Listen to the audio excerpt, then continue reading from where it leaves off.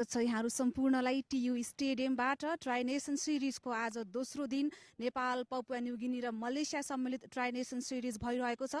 प्रत्यक्ष प्रसारण लिएर हामी उपस्थित भएका छौं Kantipur TV HD, Kantipur cineplex एचडीमा। आज दोस्रो दिन हो। आज Papua New Guinea PNG versus Malaysia बीच खेल हुँदैछ। टी20 मा पीएनजी को दोस्रो खेल हो। पहिलो खेलमा नेपालसँग पीएनजीले 15 रनको हार बेहोरेको थियो। 2 ओडीआई जितेको पीएनजी टी20 मा भने नेपालसँग पराजित भयो।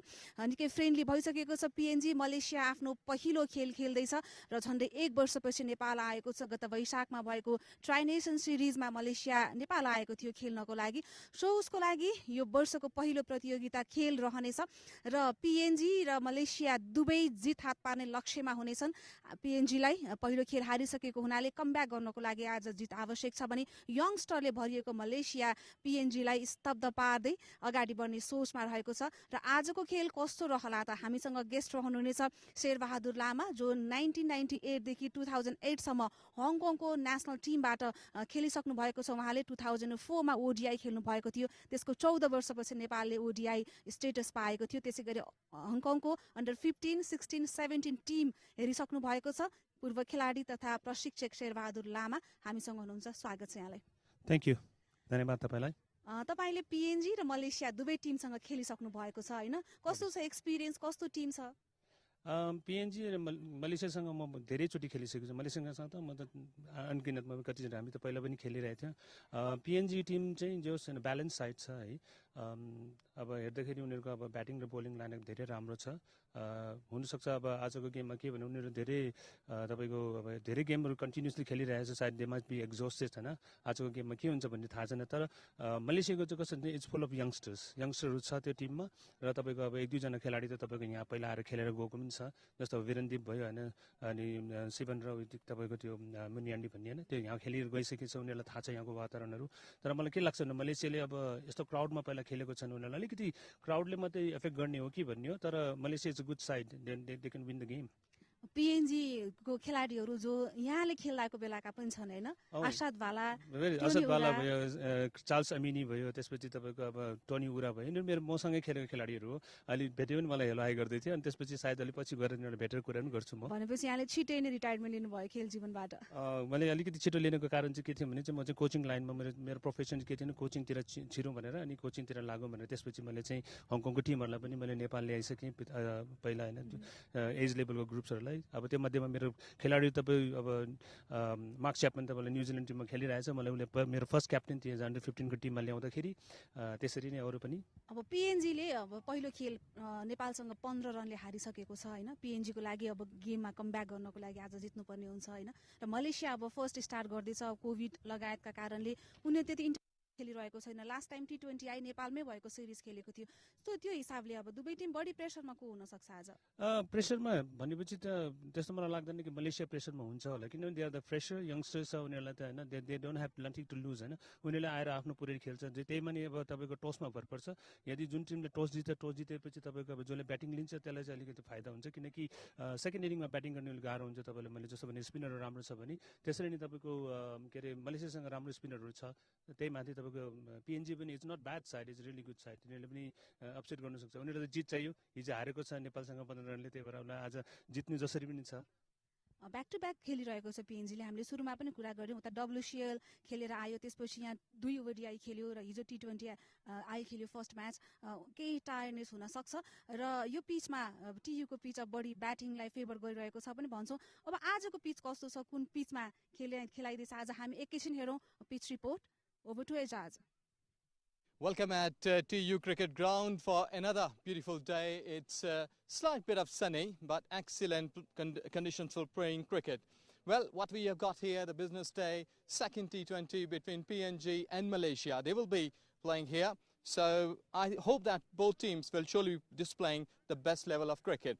Have a look on this surface. What we utilized yesterday, lots of runs, like 180 plus. Is pretty achievable over here. Curator has done a great job.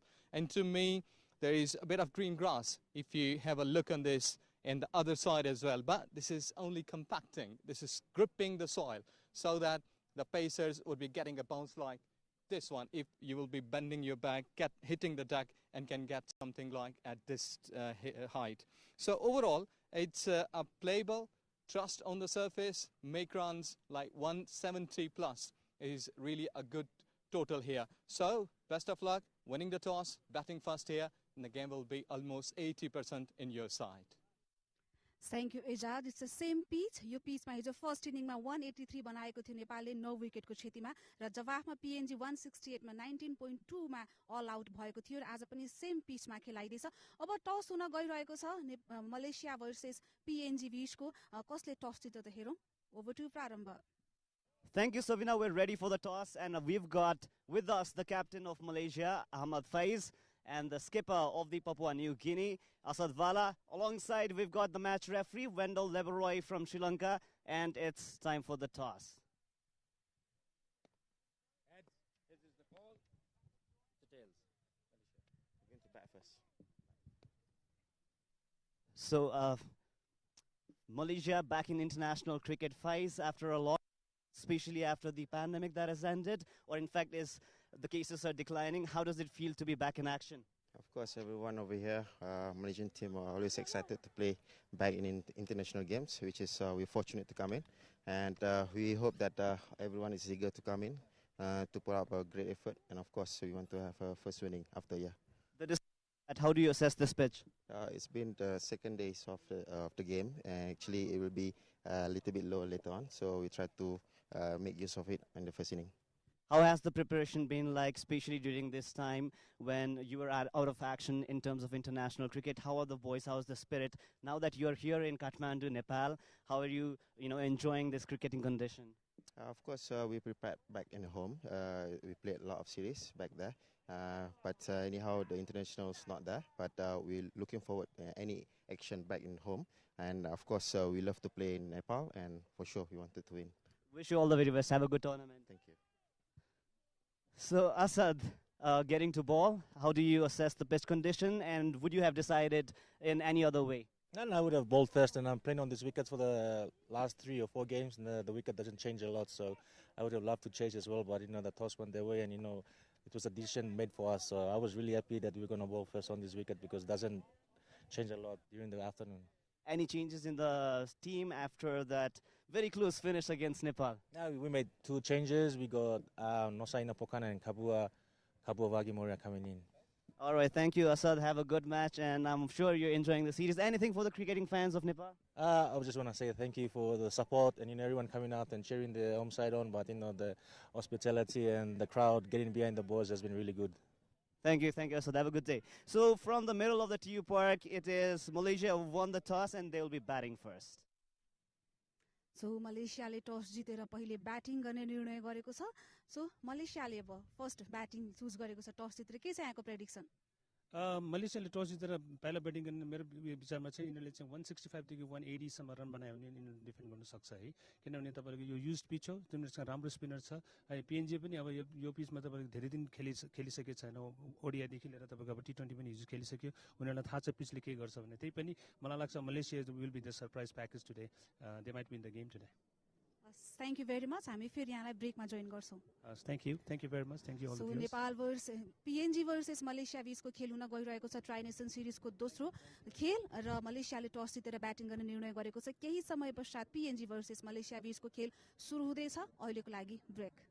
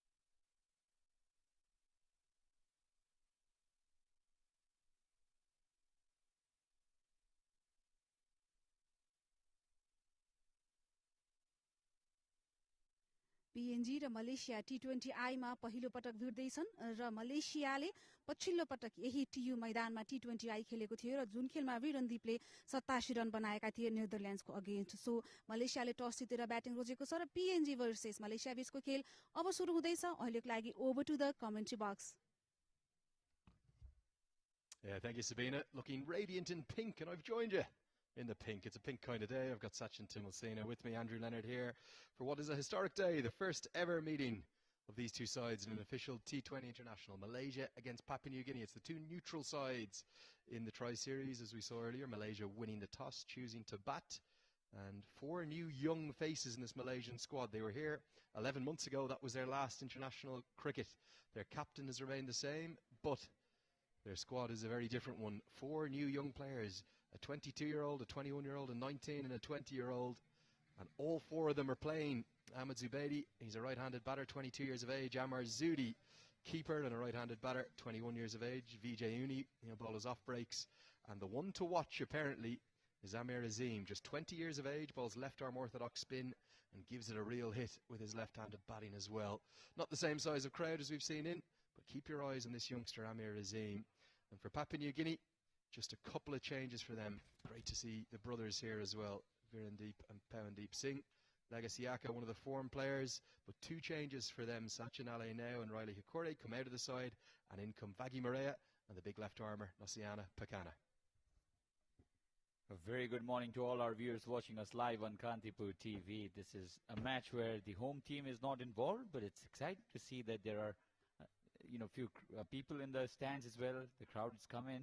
It's not going to be that big a crowd, but certainly now the Nepali crowd also started loving the foreign teams playing in Nepal. So this is a wonderful afternoon in Kirtipur, and alongside me, Andrew, a very good afternoon.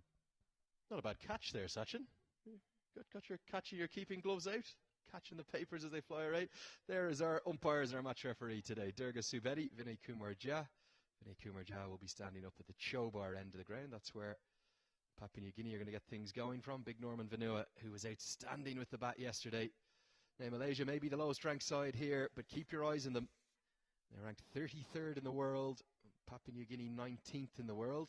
PNG will feel that they maybe should have opened the tournament with a win yesterday. It came up just short, much to the delight of a big home crowd with 5,000 or 6,000 Nepali fans. Vinay Kumar Jha says we're ready to get going, and opening up the batting for Malaysia, it's going to be Virendeep Singh on strike, one of the stars of the series 11 months ago. It'll be a wide down the leg side. The non-strikers end, it's Ammar Zubedi, just 22 years of age.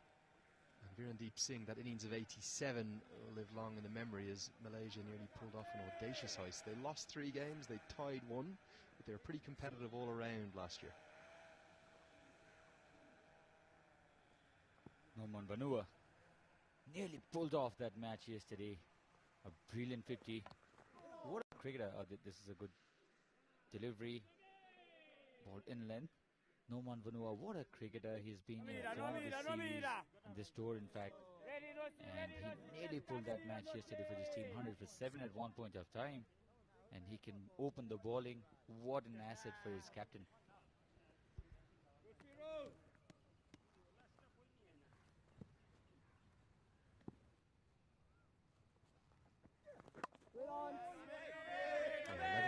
Since there's been any international cricket for Malaysia, and the reason for that primarily because of the pandemic. It's been a very strict lockdown there across Kuala Lumpur and all parts of Malaysia. In fact, they've barely been able to play any domestic cricket. Things have only got going again since about January or February. And their head coach Bilal Assad, their manager Amy Muksani are saying it's just been a complete dearth, a paucity of any cricket at all. So I think the entire team is just raring to get going back into international action here. Easy start this from Virendeep Singh. The Malaysian team has that experience of playing in Nepal. They were a part of that tri-series. Netherlands, Nepal and Malaysia, they fought for that battle, which of course Nepal won convincingly in the finals against Netherlands. Experience wise, I think this is even Steven, because Papua New Guinea now have already played 3 matches, 2 one-days, 1 2020. This is their 4th match in this ground, in this tour. So it must be a great contest today. First runs of the day from Virendeep Singh, just gets it through to the left of Chad Soper, and an immediate call of yes. Just a few fans fluttering in, mainly taking shelter underneath the white walls that surround this TU International Cricket Ground. And brilliant to see Malaysia back in youth. These 4 youngsters, all 4 of them have played under 19 international cricket for Malaysia, but all 4 of them in the team today, all on T20 international debut. What a way to start international cricket. He's not going to hold back, is he? Throwing the kitchen sink at that one, but straight to the fielder.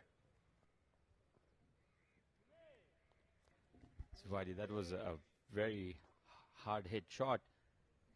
Unfortunately for him, straight to the fielder. Norman Vanua gave away just 2 runs, has given just 2 runs in this over. A good start, you'll have to say, for Papua New Guinea, unless this ball goes for a boundary.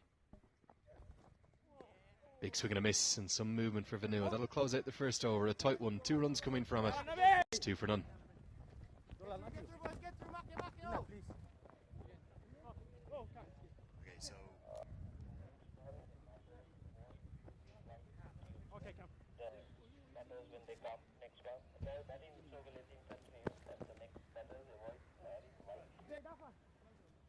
Yes, sir.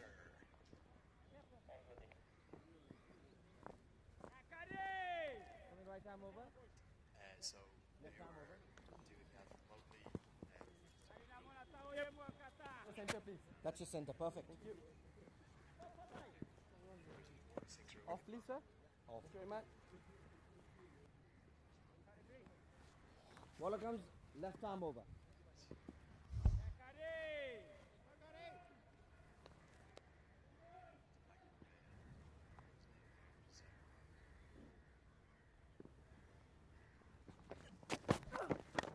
Baggy Maria will get things going, the left armer. One of the 2 left arm seamers in the squad. We'll see big Nasiana Pakana as well back into the team today. He's a real asset with his height and his bounce, and left arm seamers really in vogue in the T20 game.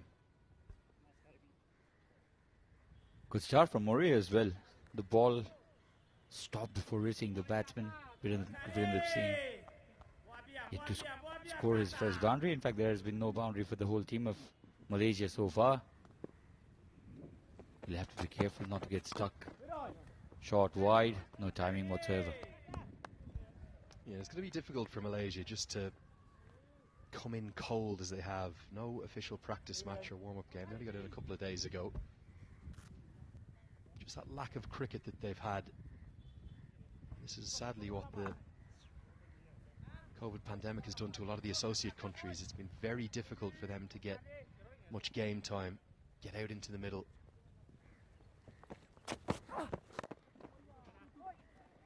Nicely knocked to the leg side. Probably be a couple.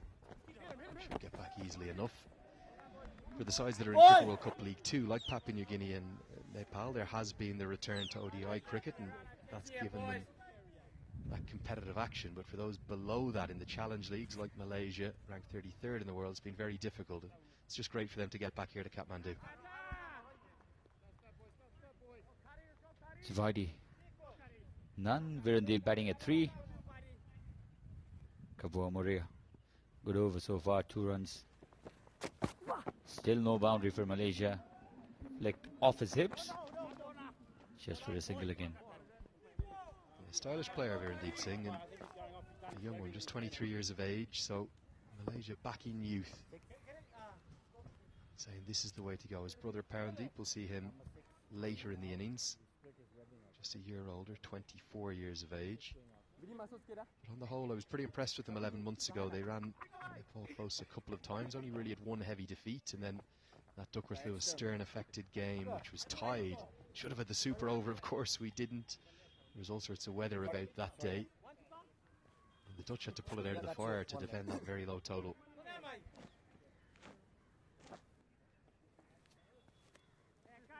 Malaysia may appear to be the underdog in this tournament, but this is T20 cricket.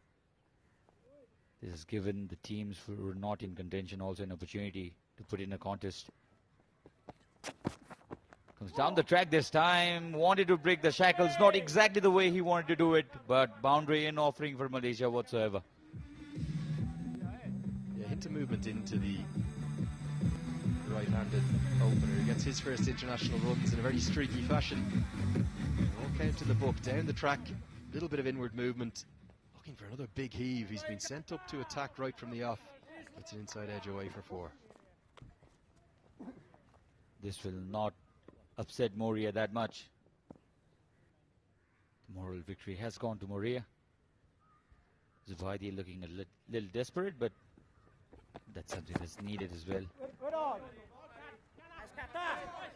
he looks to be shaping up to really attack the leg side. Very bottom hand dominant grip. 2 overs gone, it's 9 for none.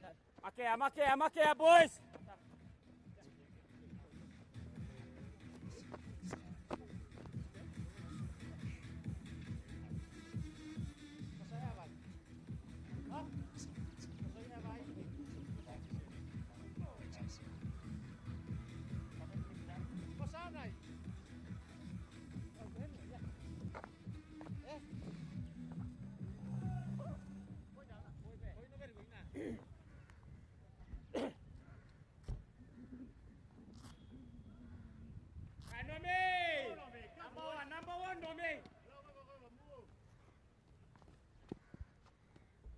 But we'll continue from the Chobar end of the ground.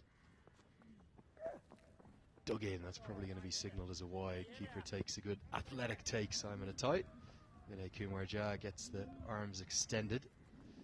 Chobar end of the ground. I only learnt this morning, named because of the Chobar Dada behind us, which are the hills. Dada meaning hills in Nepali. I got chastised a lot when I first came here. I was calling them mountains. They're not mountains in Nepal, are they? They're just hills. They're only hills. And for a brief period of time, it was also known as Mehboob End. After Mehboob Alam picked up those 10 wickets against Mozambique. Only the second one, I think the first one to do so in limited overs cricket. There's some of the PNG bench. Some sad news coming through from Papua New Guinea this morning. We had a moment's silence just before the start of play. Fred Arua sadly has passed away. Played for Papua New Guinea in 1994, 1997 in the ICC Trophy. Took 19 wickets at an average of 10 in that ICC Trophy, which served as the Cricket World Cup qualifier back then for Papua New Guinea. Quickly run 2 here. And sadly, I think in the age of just 55 or something along those lines, he's passed away. He was ill for a while. Our thoughts with all of his family back in Papua New Guinea and everyone involved in PNG cricket.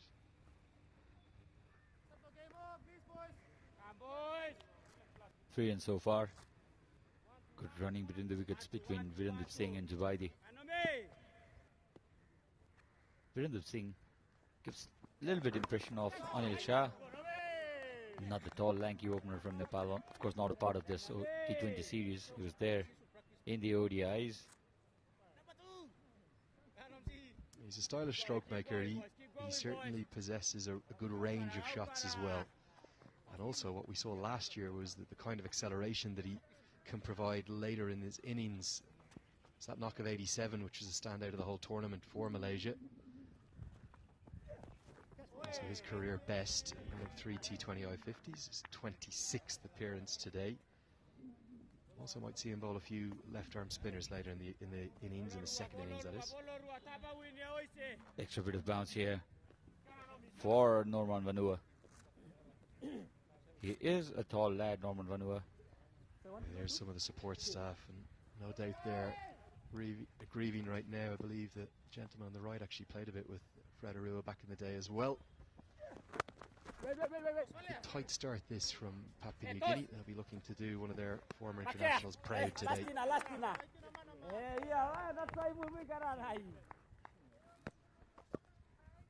They must be relaxed so far, Malaysian team. The captain, Ahmed Fiaz, is the captain of Malaysian team. They've come here for the second time in a Tri-Nation series. They were here before as well. They don't qualify for the finals then, and this time smashed by Virendra Singh, but straight to the fielder. Still no boundary, and that's the end.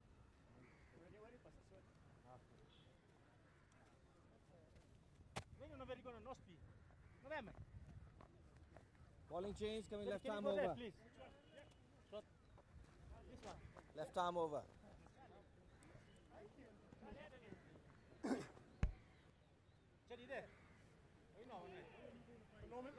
The immediate change of bowling for Papua New Guinea. They're going to go to their big, tall left armour. Keep your eyes on this man, Nosiana Pakana.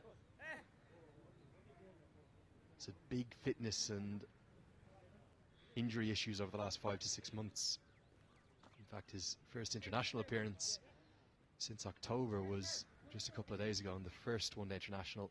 Wasn't really any surprise to see him sit out then and take a rest. Have to manage the big, tall left armour. Such an asset, hugely economical. Probably the pick of this Papua New Guinea attack, particularly with the absence of Damien Ravu, the speedster who's back in Papua New Guinea with some personal problems, sitting out this entire tour. Smashed straight to the field. They're going to be the first wicket, and Pakana strikes just as he comes into the attack. It's a good catch held because it was hit pretty firmly by the youngster, and it's a good catch. Reverse cups from the captain. PNG have their first. Pakana immediately after being introduced by captain Vala has taken this important wicket. Javadi was threatening, he was looking to come down the track as well. Got a lucky boundary, but this time could not clear the infield, and an easy catch.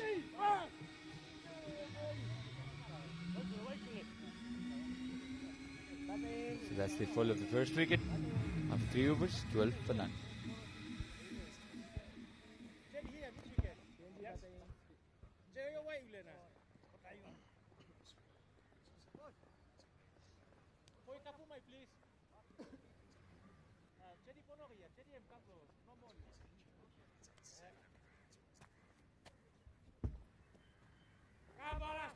Number two here, boys. Number two here.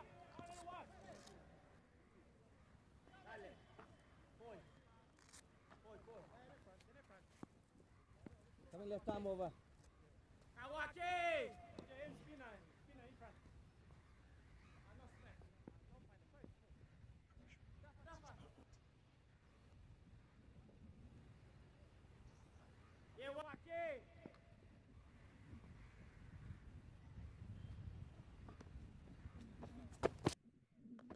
Malaysia skipper to the crease at number 3, Ahmed Faiz, diminutive in stature, good powerful hitter of the ball. Very good catch this held by his opposite number, the captain of Papua New Guinea, Asad Vala. It was going at him, and it also, to my eyes, it just moved a bit in the air. He's done well to cling on and find that first breakthrough. Was a straightforward catch. Could not clear the infield. The idea was right. The ball was there as well, but could not time the ball properly. The elevation was just not there. The money from Pakana. This is what makes him an asset. It's not just the height and the bounce, but it's the movement. So it's a little bit of movement into the right-handers early with the new ball, and then as the old ball comes in, it just holds its line and goes across the right-handers. That's why left-handers are really in demand in the international game.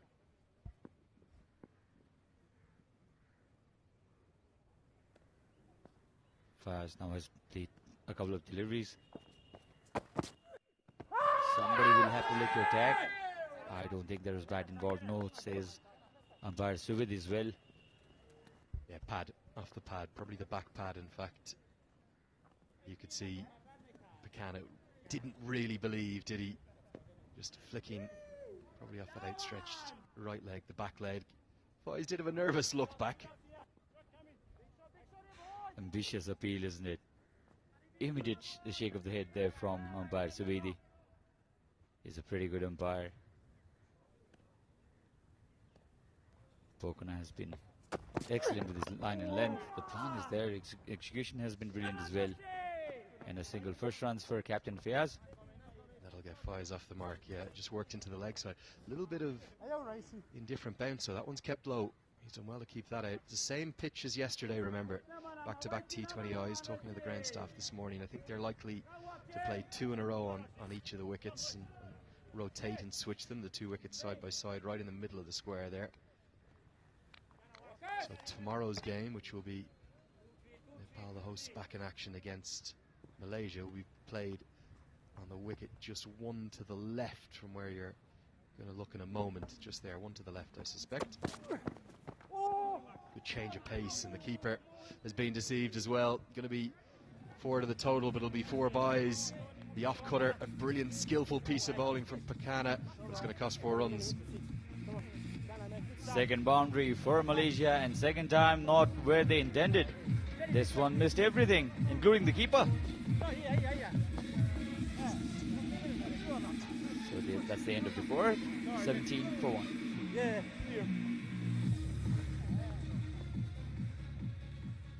Boy, next one.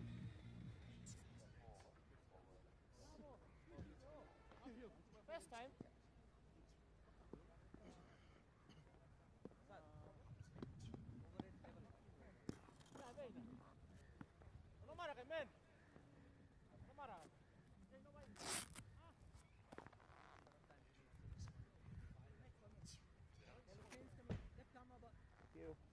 Kakata!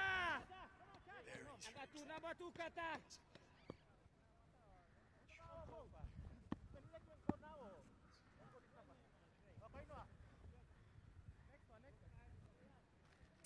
So change of ends. Maybe 2 left armers operating in tandem. Kabui Maria will come in now from the Chobar end over the wicket. Down the leg side, that'll be given as a wide. Sachin, the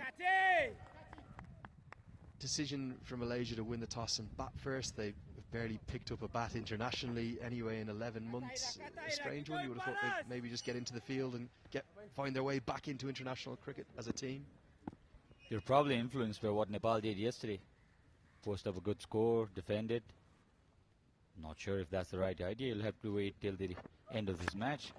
Driven this time, elegantly though, but could not find the gap at all. Keep going, boys, keep going, I just feel you haven't played any cricket as a team in 11 months. You've spent a lot of that time in lockdown back in Malaysia, the various tiers that the government has implemented, one of the stricter parts of the world in terms of the restrictions during the pandemic.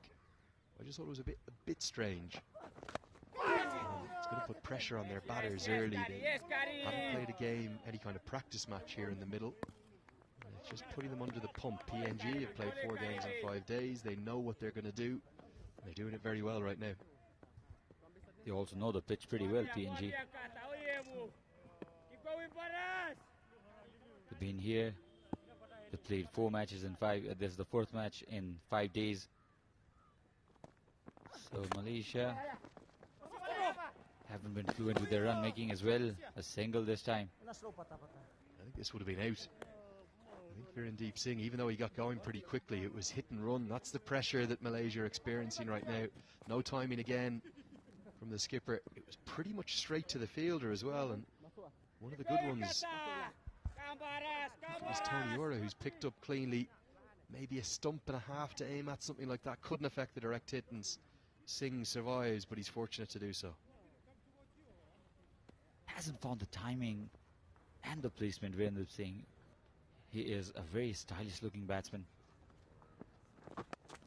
Slow run again, and this is what Papua New Guinea are so good at. They realized yesterday that providing pace would be counterproductive, so they varied the pace, bowled a lot of cutters and slow deliveries, and that's how they stopped Nepal to a score of 183. At one point of time, Nepal were good enough to go probably to 220 maybe.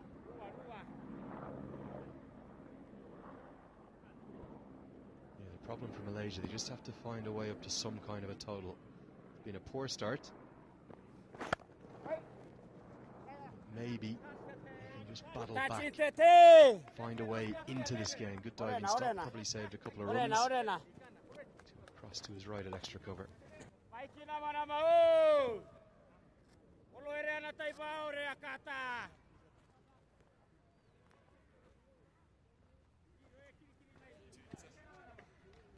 Moria has given away only 4 runs, comes down the track again. No time and no proper connection whatsoever. A single to end the over. It's 22 for 1.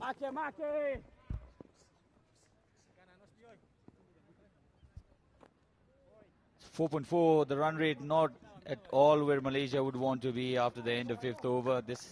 We'll have to see. This is a poor start.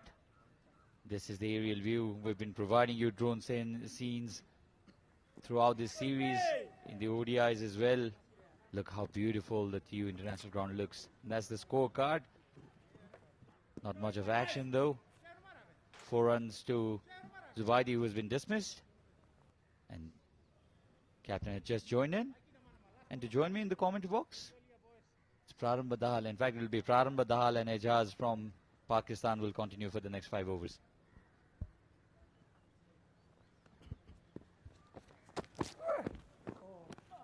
A wide delivery to begin the over. It's a warm good morning. And I welcome to the commentary box, Ejaz. Well, after winning the toss, Malaysia decided to bat first in the morning. Ejaz, you were at the pitch. How do you assess this decision? Yes, hello everyone. Hope you have been enjoying your lives and the beauty of Nepal and the cricket as well. I think that this pitch is good, though that we had got one game on this yesterday, and it was pretty good scoring game. So to me, this pitch is still good. You can have like another 150 plus on the surface and can give a good target. Because looking onto the both sides, PNG and Malaysia, they've been really good sides at their levels. So I think we will surely be having a good fight. Like 5.1, it's been pretty watchable so far. 24 runs with 1 wicket down. Last over of the first power play. Malaysia would have wanted to have a bit more runs on the board. After an absence from international cricket for quite a while, straight deciding to bat first. Another single out there for the skipper. Yes, really excellent batters. And Pokana, so far 1 wicket for him. Really doing a good job containing runs. Just 4 runs in his second over. And got a wicket too. So I think that overall, these bowlers, they have started well from PNG. And if they will be able to restrict, like power play is just 4 deliveries more to go, I think they have done a good job. Another quick single. Very composed approach by Malaysia in this second T20 international match of the series underway in Kathmandu.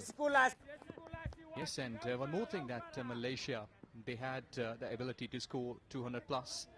They have got the highest 206 for 5 in T20 internationals, but it was got a bit in 2019.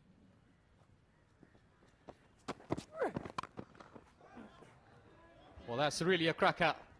Extra cover, and he is pro to the boundary for 4. This is excellent timing, and what a way to get a boundary. And I think so, he knew that we have got a couple of deliveries left in power play. He utilized it.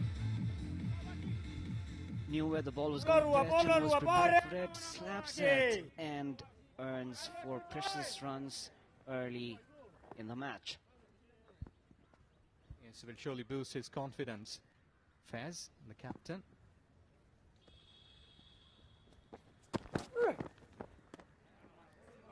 Goes for it again, but completely misses it. A swing, but no connection out there. Could have been riskier. Have to be watchful. Faiz out here. Yes, this is the quality of this pitch. This 22-yard, look at the bounce, carry, just hitting. And look at that, where the keeper has taken it. Almost on in front of his face. So you can trust the surface and they can play across. But here, at this stage, a sweet uppercut would have been going up to the deep backward point and can earn another boundary or 6, but just lucky bowler to get away from this. Slow delivery and another quick single will keep the strike face. End of the 6th over. It's the end of the first power play. Malaysia 30 runs for the 31, in fact, runs for the loss of 1 wicket.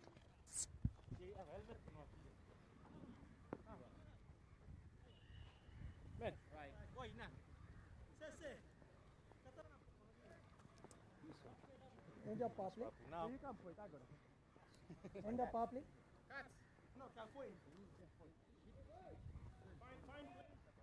So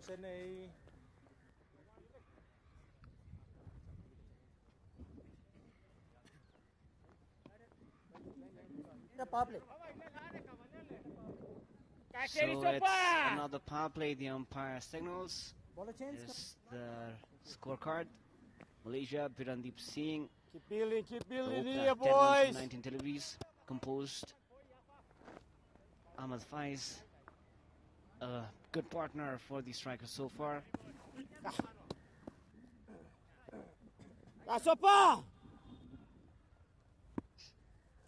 The wicketkeeper is us. Right there. We'll have to be very careful, Malaysian batsmen. A single to begin the 7th over of the match.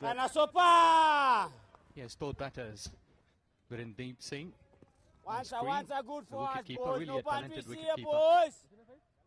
Whereas along with him, the partner, Feeling the them captain, here. both of these two, they have done a good job. Over 700 runs in T20. Kasapa! Birandeep Singh, really a wonderful batter to top. On the top, there you go. It's gone aerial all the way. That's the maximum. Flat, superbly timed, and earning 6 runs. Excellent clean hit.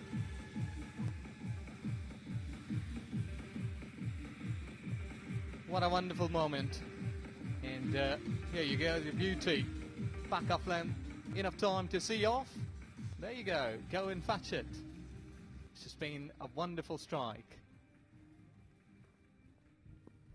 The first maximum of the innings. Charles Soper into his first over. 7 runs leaked so far. Birandeep, after taking some time early on, now is looking confident. Down to the leg side. Just a single out there. Yes, this partnership's really worth for Malaysia because they lost quickly 1 wicket, and now they've been trying to rebuild this inning, and I think that slowly but surely they are getting some confidence and starting playing their shots. Sensible cricket out here, making the bowlers think. After the 6, a couple of singles. Has been a good productive over for Malaysia so far. 8 runs already and 2 balls to go. Yes, exactly. It happens that when a bowler's been hit for a 6, he's normally under huge pressure. Good delivery. Right, leaving him towards offside. So he's got the wicketkeeper up, so that the batter might be thinking that a wicketkeeper is up. He can't use his feet well, so he's making a bit of the disguise. He might be trying to dodge the batter here.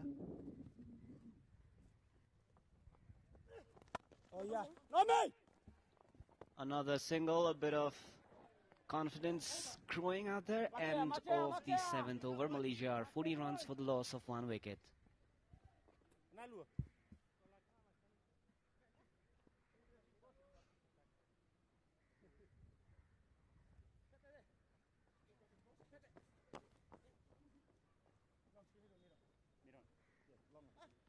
Keep going, Baras. Salida.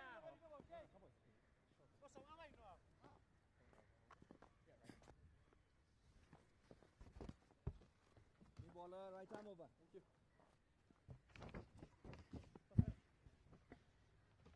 Charles Amini introduced by PNG. Amini, the player of the series of the One Day Internationals against Nepal, amongst the runs and the wickets as well.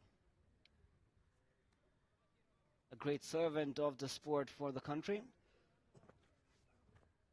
Asad Vala has introduced one of the best weapons in his arsenal to make an impact, because this partnership between Faiz and Birandeep is growing and building confidence in the Malaysian dugout.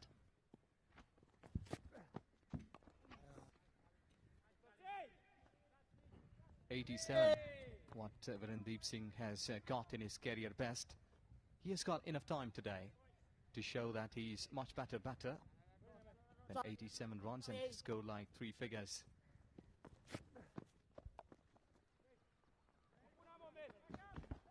Beautifully caught, but will not find the fence. Just a single. Virandeep, 25 T20 international matches so far. Almost 700 runs. With a great platform out here for Malaysia. Finds... Well, he was looking to find the boundary out there, but the fielder curves and saves 3 runs for PNG. PNG must not be too concerned at the moment right now because the run rate is slightly under 6. And for any T20 match, especially at the end of the, in fact, after the end of the power play, the run rate below 6 is not that concerning. A single, a good over by Charles Omini so far.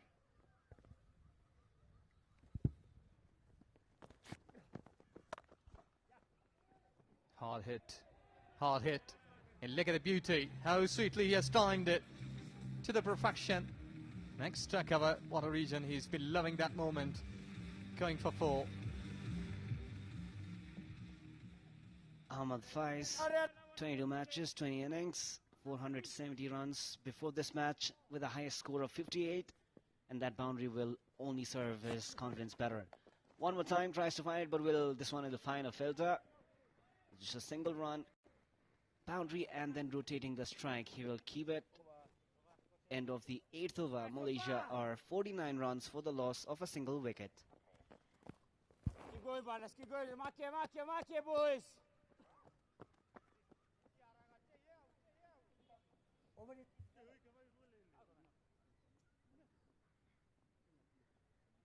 That's up,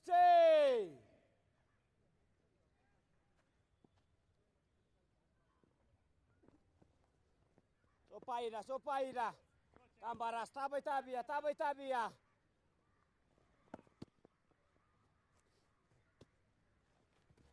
Chad Sopa into the attack from Chovar end. Tosi! A quick single one more time. Sensible cricket. Faiz, 17 runs from 17 deliveries, a run ball, 100% strike rate. He is being well supported by Virandeep out there. And there's an interesting fact about Faiz. I read about his profile. And if he had not become a professional cricketer, he wanted to be a lecturer of sports science, Azaz. Yes, exactly. He has earned lots of respect in Malaysia as a team captain. This is gone towards onside. You have counter protection. Yes, exactly. Lots of cricketers. They have got the passions along with his cricket. But many of the things, like someone will say, if I would not be a cricketer, I would have been a weightlifter. That is what Shoaib Akhtar. He told me in this interview, he used to have like 20 eggs in a milk can, have to beat it and drink for the whole day. The Rawalpindi Express. What an attempt out there, but completely misses it. Fails to connect. The wicketkeeper out there seems injured. A bit of conversation between Faiz and the PNG keeper. Yes, that ball hit him, I think on the chest or somewhere around the neck. There you go, he's straight away getting down, though that the boundary has been saved. But Faiz is just straight away going towards him, asking, "Are you been okay?" I think so. That has not been a big issue, but that ball hit him hard. Well, he's saying no, that's just fine. He's sitting there. Well, the physio is having a bit of the chat. The ball has been hit. It was not with a great pace. I think so. He's been okay.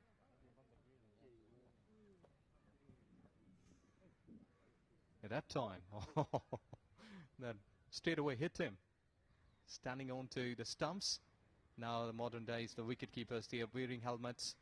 But still, he's just asking him to see towards his finger, if he's comfortable watching it. Some smiles around. So he's okay, which is really a good sign. Stood up. Again, huh? Again, they've been making jokes. But that was really traveling. That hit him. And and he's okay. Again, will be doing his official duty. So good luck and good thing that he's okay, and the cricket is going back there. We've got lesser number, but this is good that spectators are watching the away side's game as well. Probably analyzing the talents in the Malaysian squad, because Malaysia play Nepal tomorrow, and tomorrow we can expect his massive crowd one more time.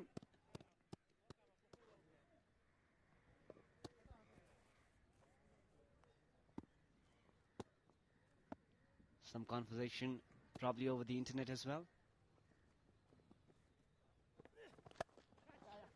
Attempted well enough and finds the boundary. First boundary of the over. 55 runs in the 9th over. It does not look like Malaysia have not played international cricket for quite a long time as us. Yes, but they had good tournaments back at home. At domestic level, they have done a good job. They're a really good side. And that shot has showed you. 61 is the highest wicket stand between these two before this for Malaysia. Between Ahmed Faiz and Virendeep Singh. So they have got the ability to make some good partnerships. And in T20, like, if you can score in 60, 70 odd runs and just 40 deliveries, I think so that's been a fair job. And your job has been done. So today they've been again going on to the same platform. 55, 1 down in 9th over. I think so that this will be a good one. That they can capitalize after doing a hard work. End of the 9th over, Malaysia are 55 runs for 1 wicket.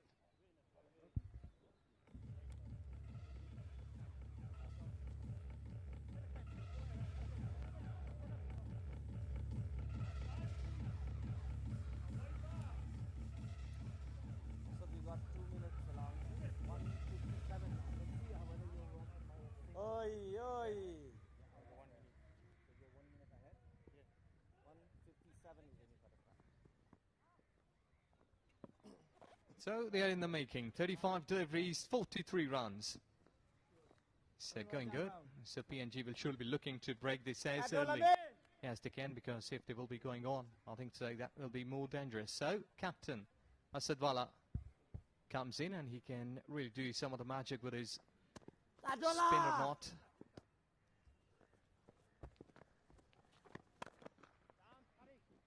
That's really a cracker. The fielder is there. I think so that the plan has been pretty simple now from Malaysia. They will be surely going with run a ball here, like what we did see. Yes, that's it. You can rotate it. Can get like 4 or 5 runs per over for the next 3 or 4. And I think so 30th and 40th over, that should be a time when they will be changing the gears. So far it's been a very calm and composed approach by Malaysia, punishing the deliveries that deserve to be punished. There he wanted to go for a boundary, but finds the filter. Virendeep has scored a half century against Nepal before this. 57.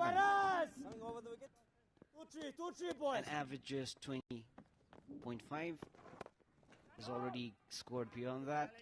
So the platform is set for both Faiz and Virendeep.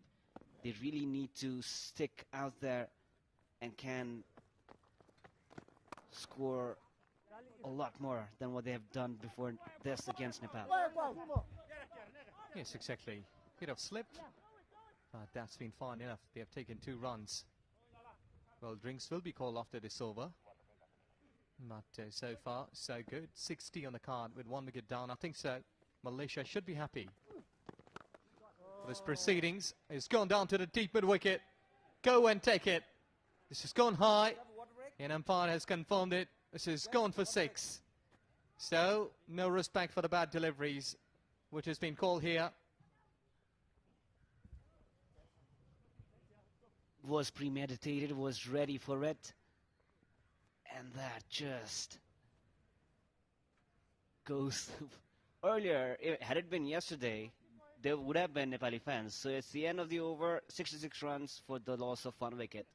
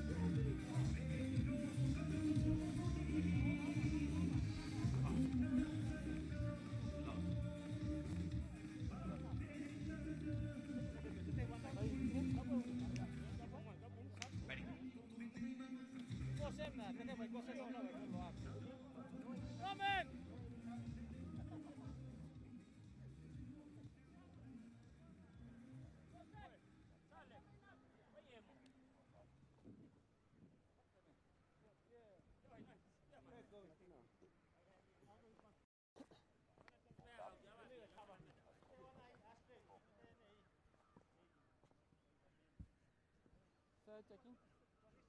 Yeah, and off, please. Thank you, sir. Stay. Toss. So Virendeep Singh batting at 23, 31 for Ahmed Vyaz, the captain. 66 the score after 10 overs. That's halfway through the innings of Malaysia. Has been a cautious start, you'll have to say. Yes, and I think so that the platform has been set for both of these two. They have started to break the shackles, what I've seen here in the last couple of overs. Charles Amini has been in supreme form in this tour of Papua New Guinea to Nepal. Was the man of the series in the ODI series, the Dafa News ODI series. Bowled well yesterday too. Didn't allow that many runs to Nepali batsmen.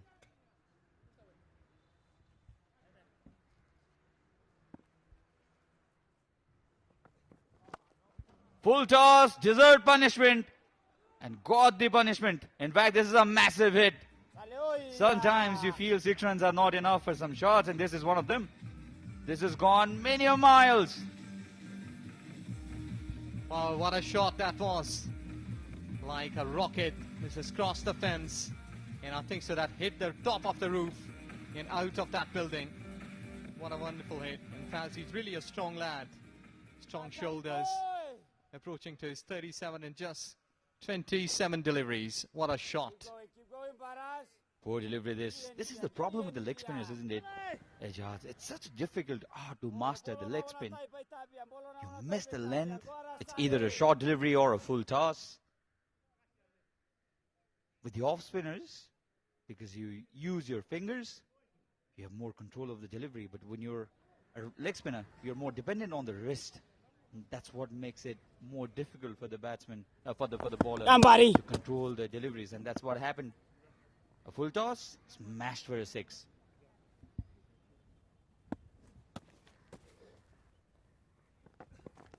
Oh, yeah. Good correction of length there from Charles Amini. He's given away 16 runs. On to his second over now. Keep going, Paras. We're in the zone 24. Should be giving a good hand to his partner. Fez is ahead of him. But one thing that they've been making a good partnership. This was a leg spinner, smashed down the ground, and poor fielding. Poor fielding here from Soper.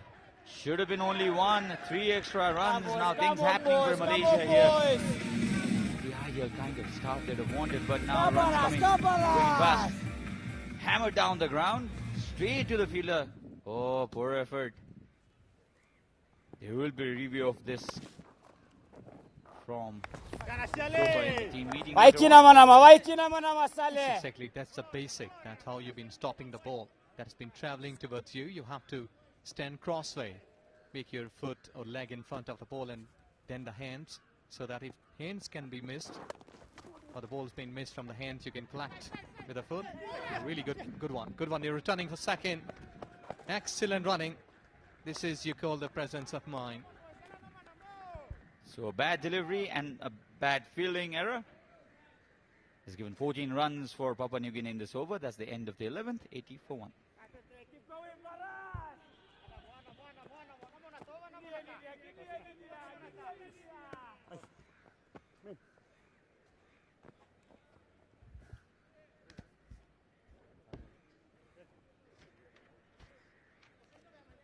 Right time over, new bowler.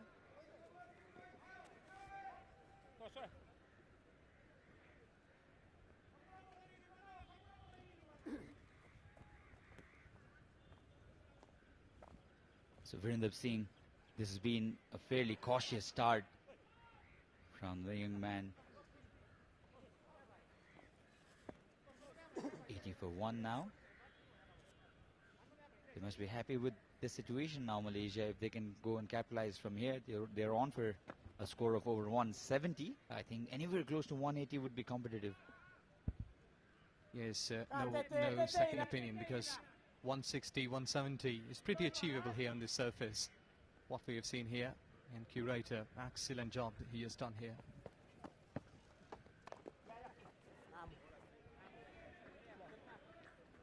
A single to Faz. 81 for 1 now. Sesebao into the attack. So Sachin, we had seen that they're leaking runs now. That when there is a bad delivery, this has gone for mighty 6, boundary. They're also rotating strikes. So the skipper of PNG must be worried about those. He should be restricting them. Shorter one this time as well. Virendra Singh plays it towards the onside. It's not been an easy innings for Virendra Singh as well.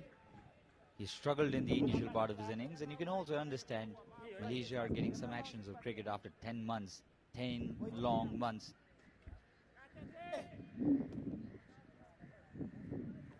He's a very classy looking batsman. Virendra Singh comes down the track.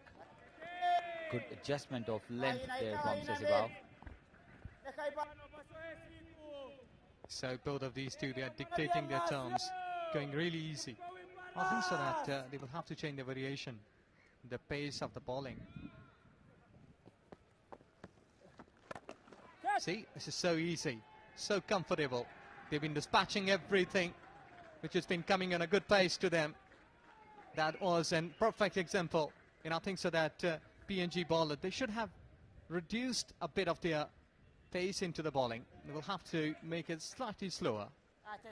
This was almost premeditated, isn't it? Anticipating that the ball would come short, staying on the back foot and hammered it towards the mid-wicket region, the vacant region. Short again, pulled again. This time will be caught with 3 lesser runs than the previous shot. Faz looking dangerous here for Papua New Guinea. They'll have to break this partnership now. Yes, exactly. Runs are flowing. They need to rethink about their plan B. 77 runs already this partnership has. So 10 runs of this over. Expensive one again. 90 for 1.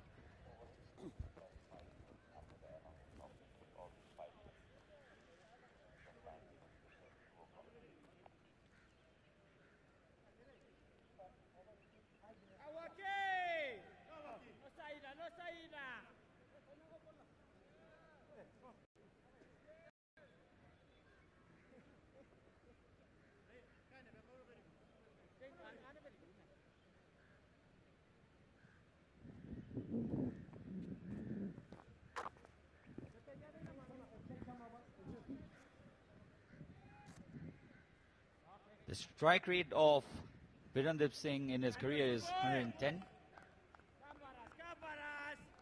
Just under run a ball in this innings though. 36 balls faced for his 34 runs. Virendra Singh hasn't been that fluent kind of an innings that we're talking about. Captain Faz though has come to the rescue of Virendra Singh, striking 44 of just 31. Now final 8 overs. If they can produce anything close to 12 and over from here, I think Malaysia will post a very good total.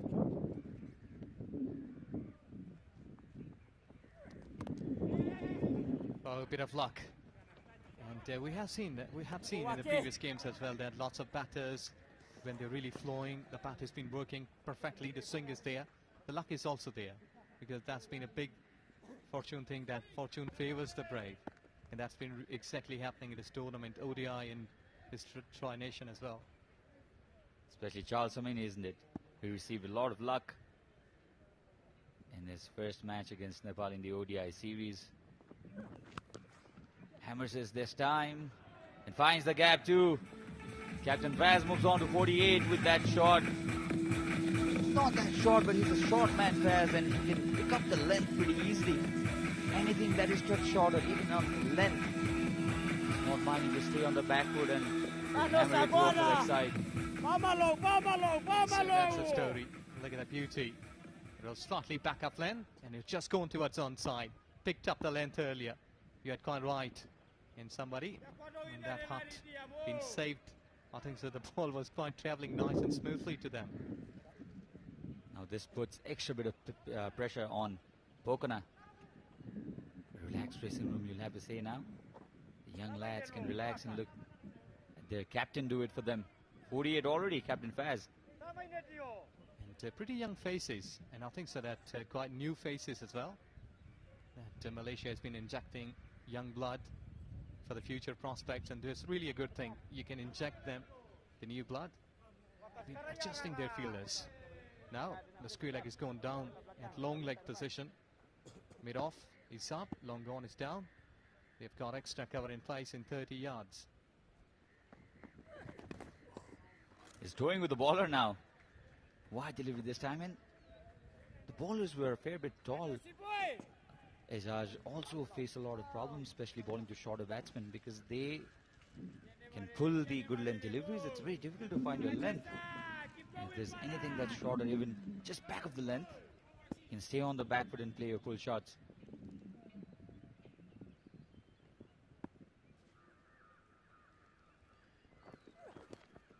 Wide again, trying to adjust his line. Pokana certainly disturbed by Captain Fiaz's approach to his batting. He's staying on the back foot, expecting short deliveries or even the length deliveries, forcing Pokana to bowl full, and when he's bowling full, he's not getting that line right. So to bowl a Yorker length into the black hole all the time needs accuracy. And a wicket. Or is it? I think it is dropped short. I think it is dropped short. Could not connect it well this time. Still in contention for his 50. For a moment I thought that the ball carried, not to be though. Yes, I think so that he was trying hard in the previous two deliveries to overpitch it slightly wide away from the off stump to make him drive. He has got a fielder there for such kind of attempting shots. Taking on the full this time. Moves on to 49 now. Ahmed Faz, Virendra Singh has quietly moved on to 35, 37. The past 3 overs, they've given away 14 runs, 10 runs, and 8 runs already in this over. So has been expensive 3 overs. This is that phase of play where you can say Malaysia have come back to the match. Yes, and strongly. The PNG, they really required wickets here. Otherwise, this game has been going away from them. So easily, so comfortable in the centre. Look at that. beautifully. Burindeep is dictating his terms, and what a good thing is here between these two. They have waited for the bad deliveries. They have given respect to the good balls, and whenever there is a possibility of taking singles, they have taken. And also in circle we did see towards onside, couple of runs were beautifully added. Ahmed Faiz now batting on 49. Full toss, gift you can say, straight to the fielder. And that's the 50 for the Malaysian captain. Came into the center when his team were in a spot of bother. And he scored exactly half the runs his team have scored. 100 from one Malaysia and 50 for a captain, Ahmed. Yes, excellent, well played. First one for his T20 career. What we have seen here on cards. Beautifully played. 35 deliveries, 50 runs, and still going.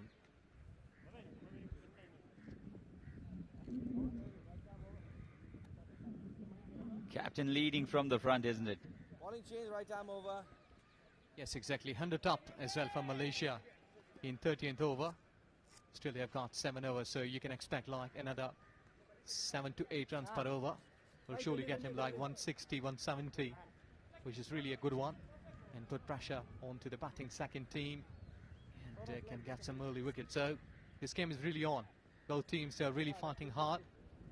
And to me, that this partnership is been really worth for Malaysia.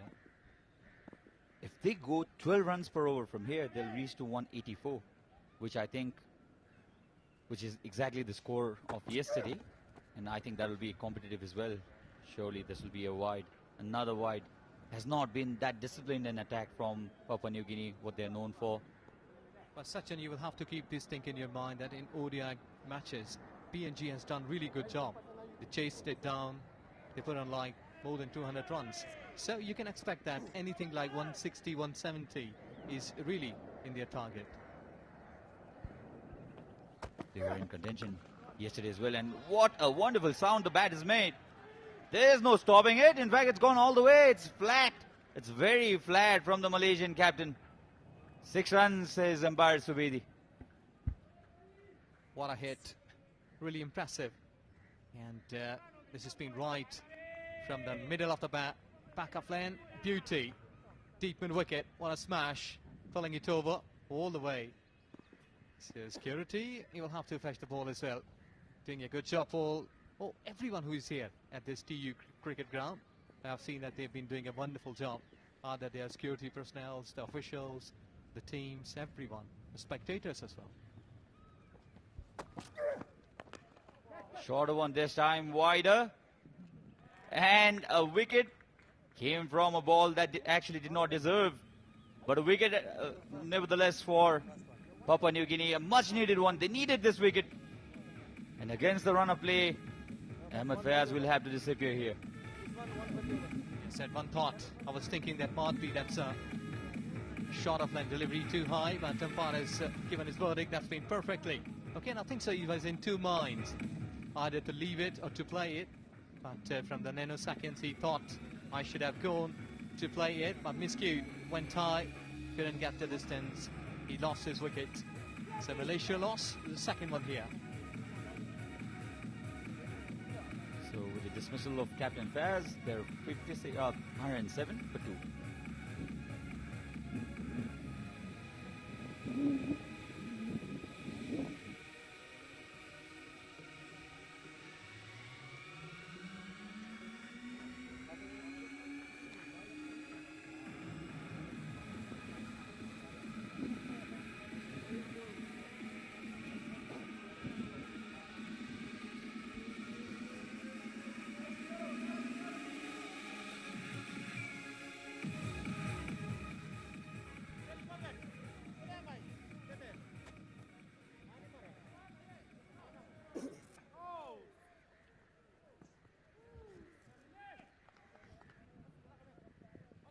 More. Yeah, that's center for you. Syed Aziz is the new man in. Left-handed batsman. Now Virendra Singh will have more responsibility onto his shoulders. He was the silent partner in his partnership with his skipper. 36 of 38 now. He's taken his deliveries. Norman Vanua has picked up his first wicket. Straying down the leg side. That was a big wide. Just a reminder, that was one for the over, okay? That early ball. Sayed Aziz, the new batter, comes in. Really hard hitter. And that was down the leg side. I think so that left and right combination all the time, making a bit of the disturbance for the bowlers.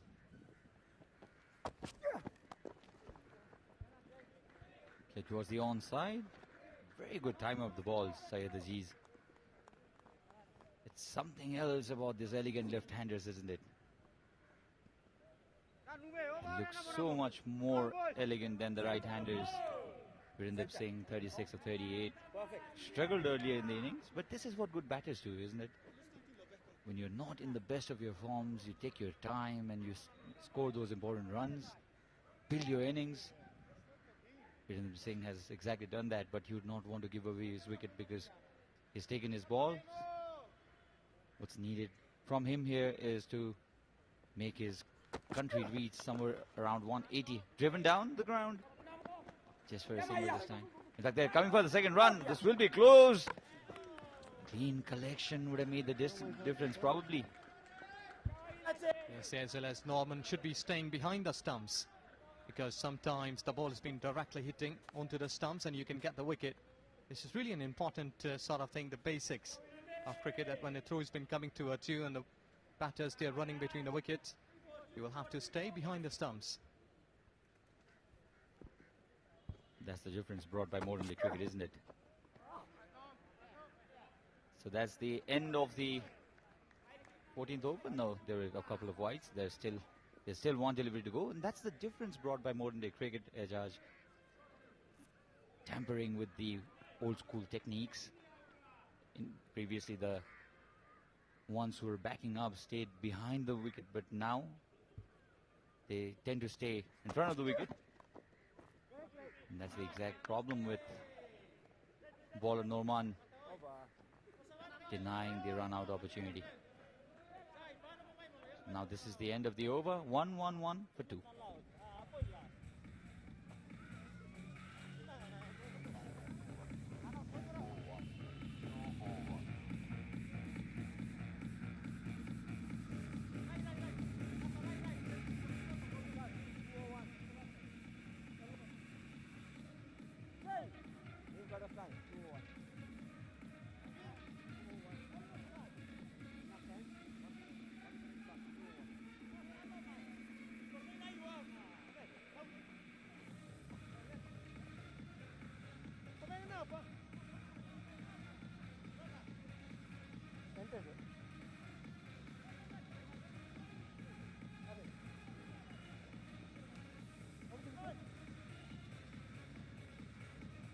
So Nelson's up, 1-1-1 for 2.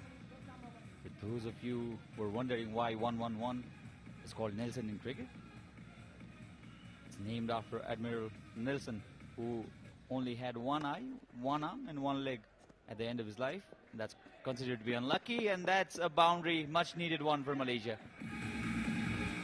It's too much weight. And Sayed Aziz has gone after it, achieving his target. I think so that they've been going for everything which has been getting a width that was way towards offside. He knew that if he's going to slice it hard, he will surely achieve the target, because third man is up in 30 yards and in front of square leg towards offside. This has also been pretty far away from that ball. So good attempt and good thinking. Malaysia 115 for 2. That's showing the sign that this is going to be a competitive tournament, because Malaysia were struggling in the first 5 overs, but they've come back well, you'll have to say. 12 runs per over from here will take them to a very good position. Yes, already. And I think so that if they will not be able to score 180 plus here, they should be not happy how the things they have done here so far. Boundary in every over will surely be leading them to nearby 180 plus. And I think so that Virendra Singh, who has got a pretty tall batter and long handle can really go towards onside. We had seen that he has smashed a couple of big hits.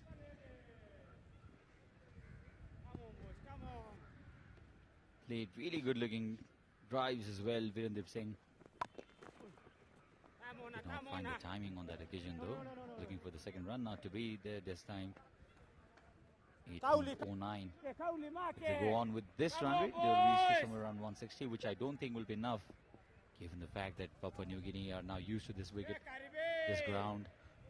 They were 100 for 7, remember, yesterday against Nepal. They only went on to lose that match by 15 runs. The 8th wicket partnership brought 58 runs. This was innovative, this was cheeky from Said. Lucky for him to still be there at the center. Yes, he's thinking good because fine leg is up, and he was really trying to play that shot towards that side. He was looking towards fine leg. It was up in 30 yards, so good thinking, but couldn't execute that shot.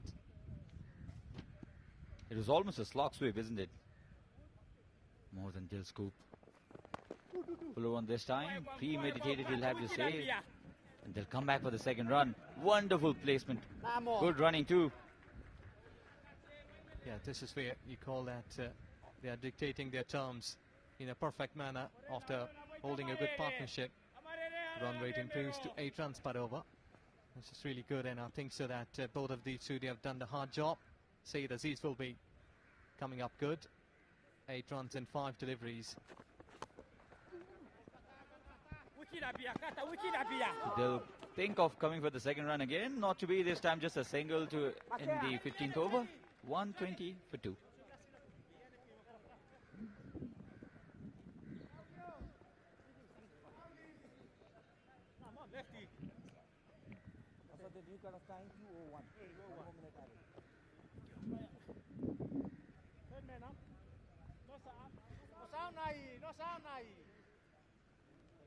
Nice.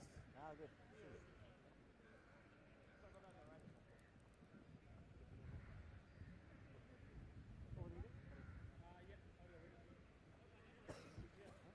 Coming right arm over.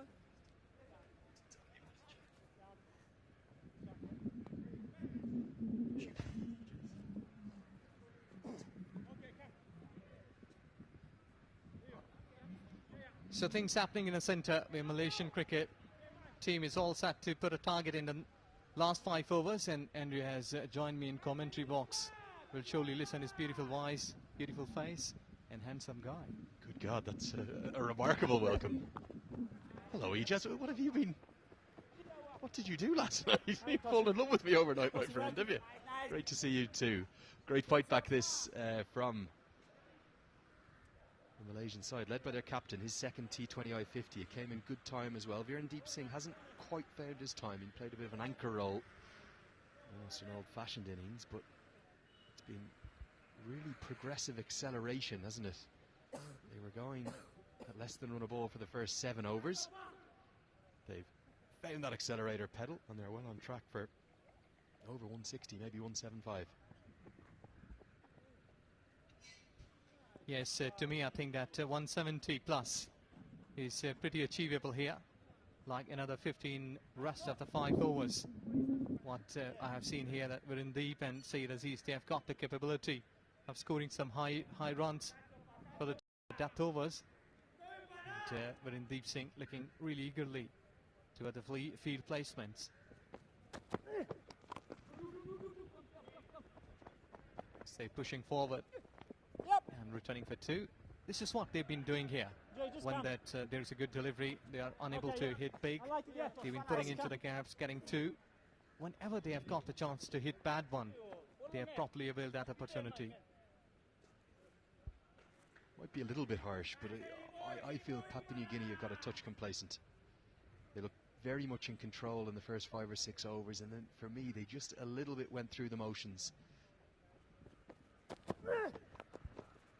Well, he's trying hard, but just getting off his one hand from the bat. Couldn't time it.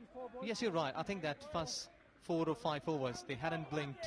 But PNG, when they blinked for the first time after that, they were unable to see properly that what's been happening in front of them. it was the 4 overs of the spinners that were really costly. Amini, Vala and Bao, the part-time off breaks of Bao.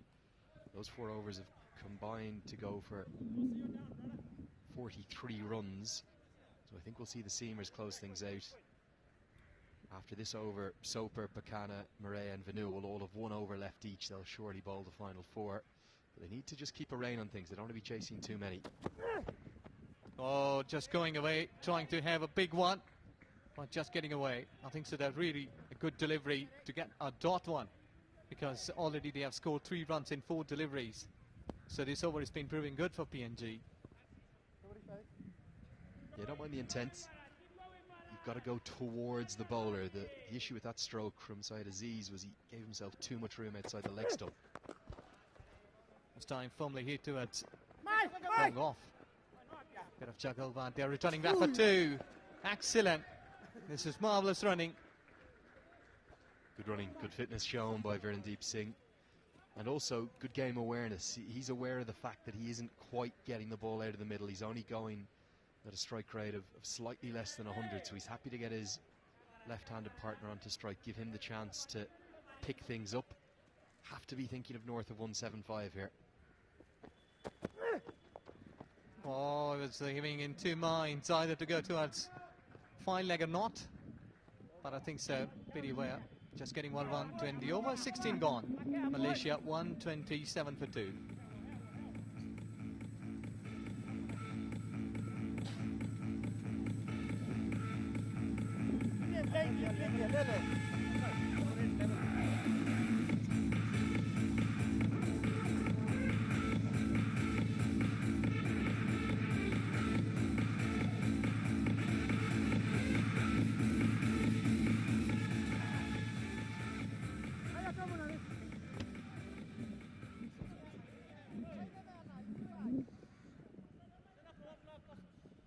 So 4 overs remain, and there's the bowling card. I'm almost certain it will be Vanua, Maria, Pakana and Soper to bowl these last 4. I can't see the spinners being turned to. It's funny, you think of Nepal, you think of good spinning conditions, but with the exception of Sandeep Lamachani and maybe Vala in the ODIs, there hasn't been much to cheer for the spinners. Down the leg side, yes, exactly. I think so that spinners can really do the job here. And to me, that's in second inning, because this surface has been utilised previously in the previous T20, and today it will not get much sharp break on this. It's been slow turn, hasn't it? It hasn't been sharp turn, not a huge amount of bounce on offer. That's what spinners love. They take their wickets as much through bounce as they do turn. And really it's been Lamachani's mystery, his googlies in particular, that have provided the pivotal breakthroughs for Nepal. But outside of that, any of the orthodox spinners have found it pretty heavy going. Well, there was slow full toss. He has gone down to the onside. Out of the park for the mighty. 6 runs. One-handed 6 really from Kirtipur Singh. The top hand has come off the bat, but such is the strength of the bottom hand. A pair of gloves brought out to it, maybe a little bit of sweat coming in. Poor delivery again, and his bowling has gone off the rails. So tight and effective for the first 6 or 7 overs. The toll in the back-to-back matches, the toll in 4 games in 5 days, perhaps it's starting to tell. Complacency can set in. It's been punished harshly. Malaysia sensing one of their biggest victories in their history. The first time these 2 sides have met, of course, in T20I cricket. And this was a big blow from Virendeep Singh.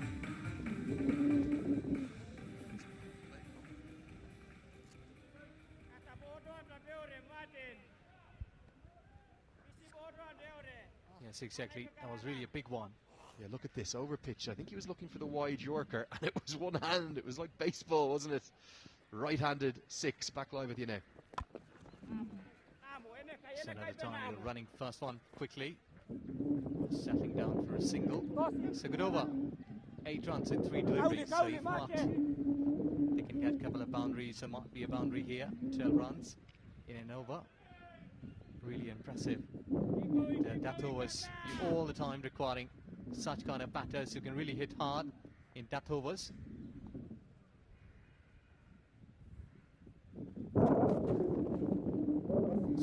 Slower one, wide called.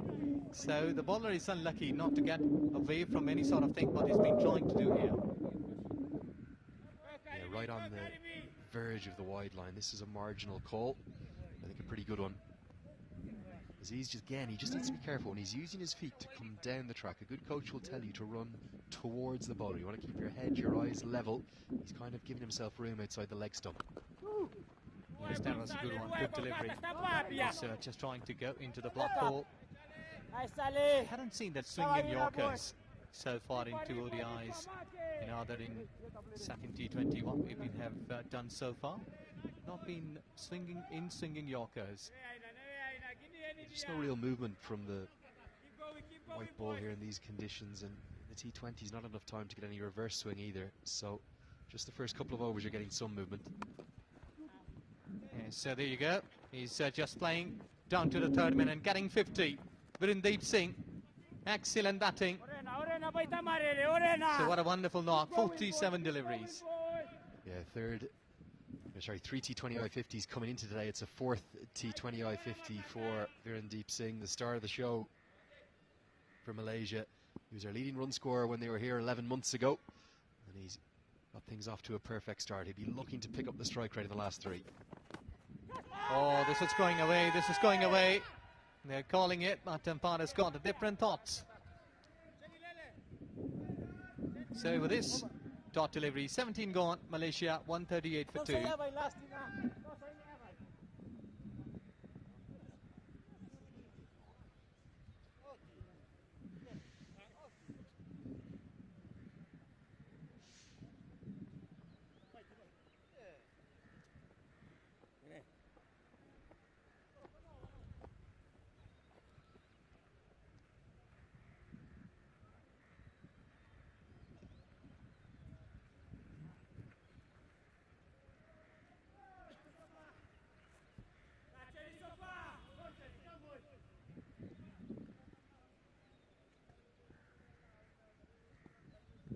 Chad Soper to bowl his final over. He does look for the block hole, punched down the ground. You sense Virendeep Singh just a bit frustrated, even though he's got that 50. I think that he should be trying hard because they have got wickets in hand. We are into the 18th over. He should be trying big one, just to go after the bowlers, might be getting 2 or 3 sixes, and after hitting like another 10 deliveries or 8 deliveries, 30 plus runs, the job will be done for him. There you go, he's trying his really hard. Intentions are pretty clear. They're wanting to go very hard after the bowlers. You have to look at the game situation, however you're batting. Yes, he's made 50. Yes, it's been a good innings. He'll be pleased to have got some runs, got some time in the middle. Look at all those wickets in hand, including this incredibly exciting youngster, Amir Azim, 20 years of age, big hitting left-hander. Slower one, well bowled, but unlucky, couldn't get a wicket here. They were unable to take wickets earlier on, that's why the pressure is there on bowlers now.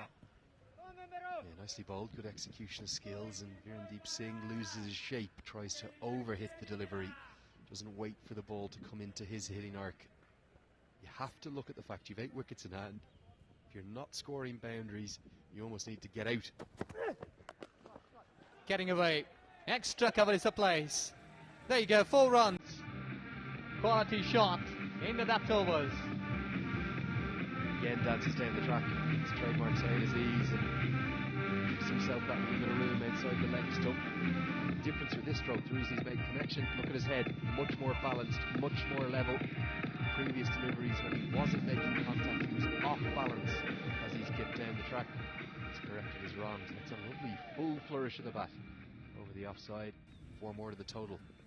14 deliveries left, plenty of time to get up to that 175. Again, slower one, well bowled. Excellent bowling. I think that's the cutter out of the front of the hand. It'll be fascinating to see a replay on that. I'm not sure it's the off cutter. It's almost like a, not quite a knuckleball, but it's just rolled his fingers over it. Let's take a look. Yeah, it is the off cutter, in fact. Just seemed to me to come a little bit more out of the front of the hand. All the different variations that Soper possesses. Well, he's going down to the leg side, trying to get some more runs. So they're restricting them to the single. This over ball, 18 gone, 1-4-6 for 2 Malaysia.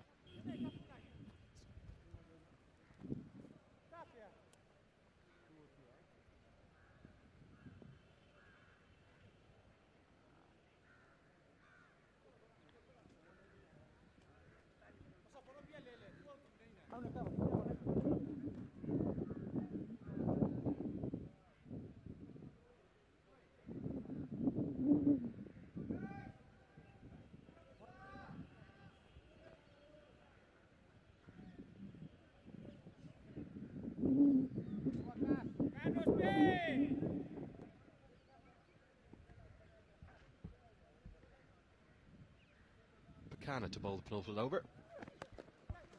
Well, this is going down to the leg side. The finally goes up, and he has executed it well for a mighty 6. Good shot. Great little cameo this from Syed Aziz. Again, the block hole being looked for, and it's very easy to sit here and say, run in, bowl a Yorker at 130, 135 kilometres an hour. You missed the mark by, that's probably only missed it by 9 inches, something like that, too full. You're going to be punished. And it's been ramped into the PNG bench for 6, and the 150 comes up. Really good start to the second last over the first innings. Yeah, the pressure is on bowler. This has gone high, deep mid-wicket. Wait and see. It's gone out of the park for a 6. Excellent hitting. Yeah, great strike. Another one of the youngsters in this team, just 23 years of age, but he's one of the most experienced players in Malaysian cricket. His 28th T20 international today. Really healthy strike rate in his career, 132. He's going to increase that today. The first one ramped over fine leg. This time it's a slog sweep off a bowler of Pakana's pace. That's no mean feat. Gone all the way into the crowd. One of our great Nepal police team having to mop that up. No crowd to drop catches today. Yes, exactly. Lots of catches are dropped in the previous two games from crowd. But look at that, 2 6s and first 2 deliveries. So another slower one. Let's see what is coming in. That was good delivery right up. Hadn't given any sort of space this time. Again, look at the strike rate. T20 game, it's as much about strike rate as it is about runs. Yes, Virendeep Singh has made 52. But his strike rate just over 100. This cameo from Aziz is hugely valuable, hugely impactful. Strike rate approaching 160. Gone down the leg side, but not been able to improvise properly.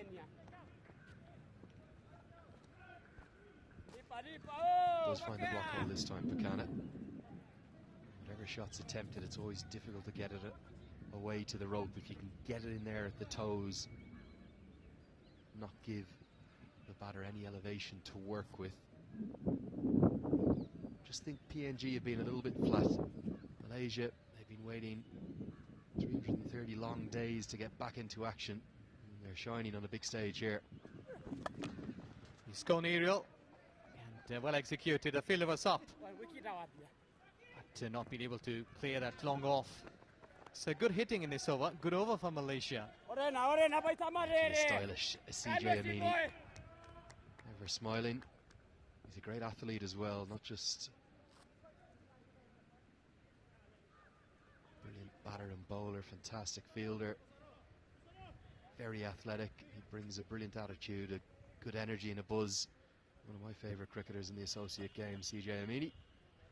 Virendeep Singh just hasn't got many out of the middle, even that one, I think, off an under edge as much as anything for 2 to the total.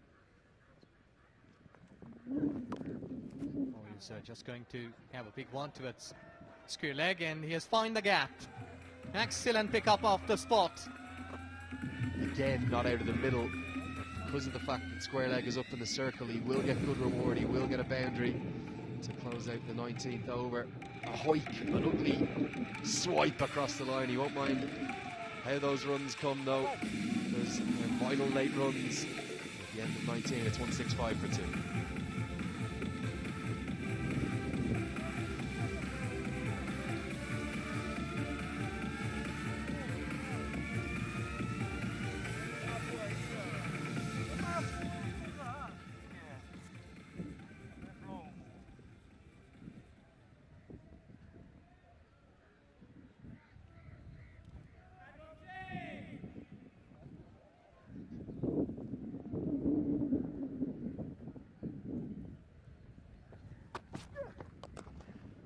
gone hard.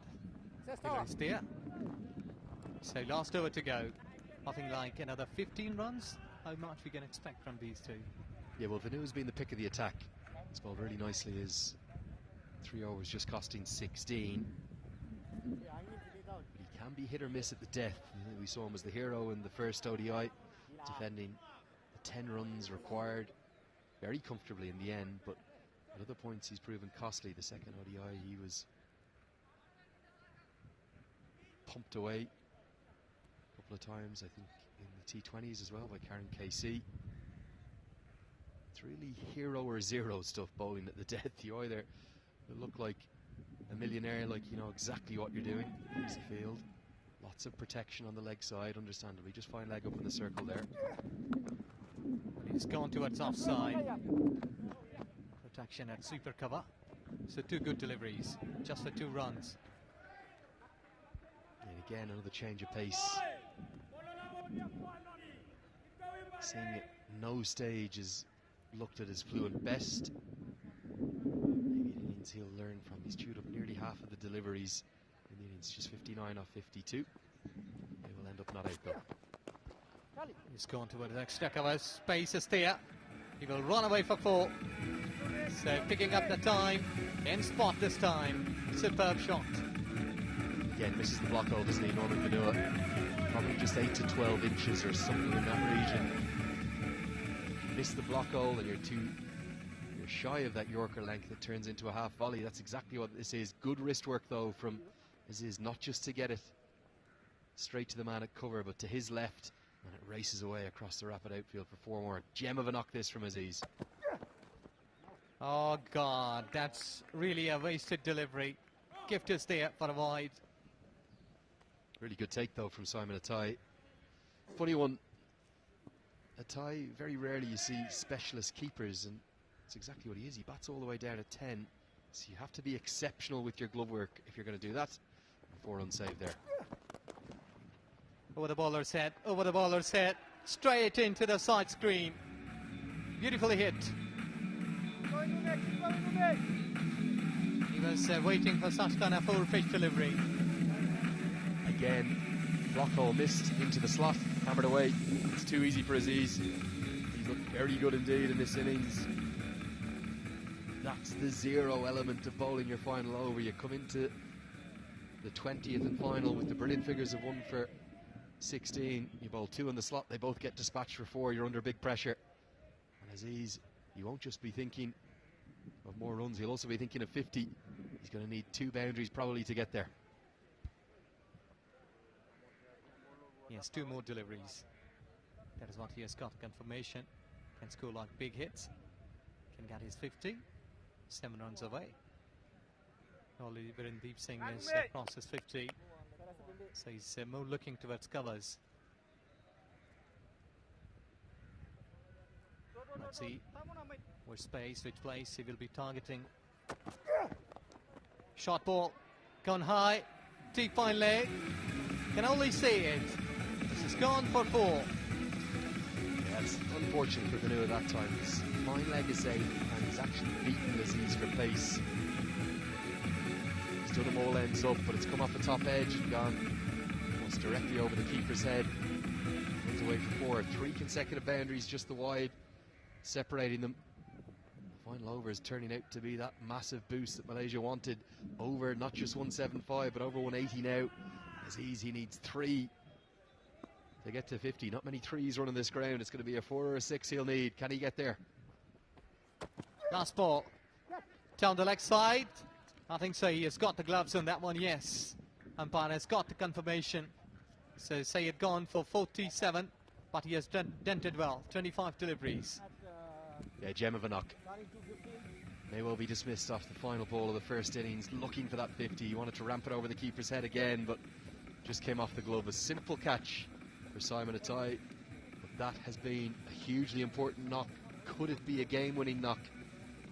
We'll have to wait and see. Certainly the most impactful knock of the innings, because it came off just 26 balls, 5 4s and 2 maximums in there. Virendeep Singh will indeed end not out.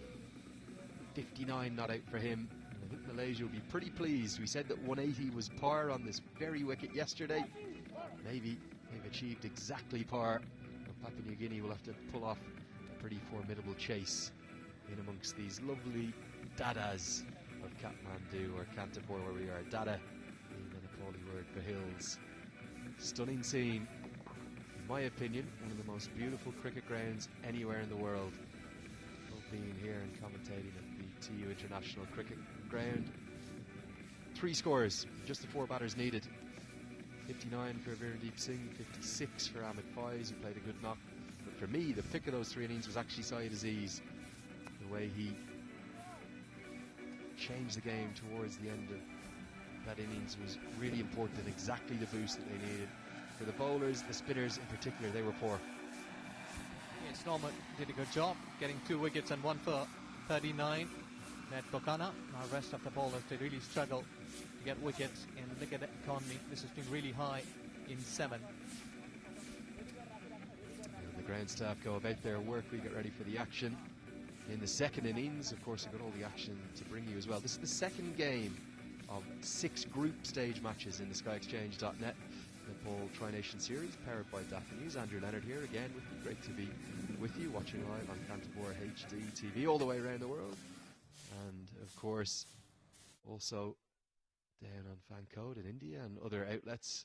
We'll have a look at the 4s from the first innings first. Let's take a look at those. 4s brought to you by TVS Apache RTR 200 4V, Racing DNA on less. Here were the boundaries. We'll start with the 4s. 13 of them hit in this innings. Just the one for Zubaidi before he was dismissed. That was the 4 byes, the tardy bit of glove work from Simon Atai. And then it was really Ahmed Faiz who got things going after what was a very slow start. After 7 overs, Malaysia were just 41 for 1, and you felt they might be doing well to even get up to 150. But then finally they started to get moving in the middle overs. It was their skipper doing most of the damage, and a little bit of good stuff from Virendeep Singh, aided by the occasional misfield, but not a lot came out of the middle of Virendeep Singh's bat. Yes, exactly. Virendeep did well, along with his partner Ahmed Faiz, played beautifully, 56. So both of these two, when they were batting, excellent. And you'll see almost nothing but Syed Aziz now in the end of this. One final boundary for Virendeep Singh, hiked into the leg side, just 2 4s for him.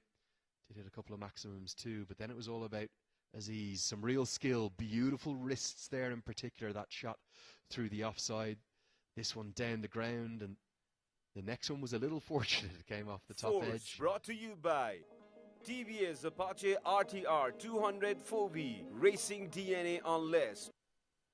Yeah, so 180 for 3. I think that's probably right on par. The reason they got to that total was thanks to some big hitting, particularly from their captain and Syed Aziz. Let's take a look at the 6s now.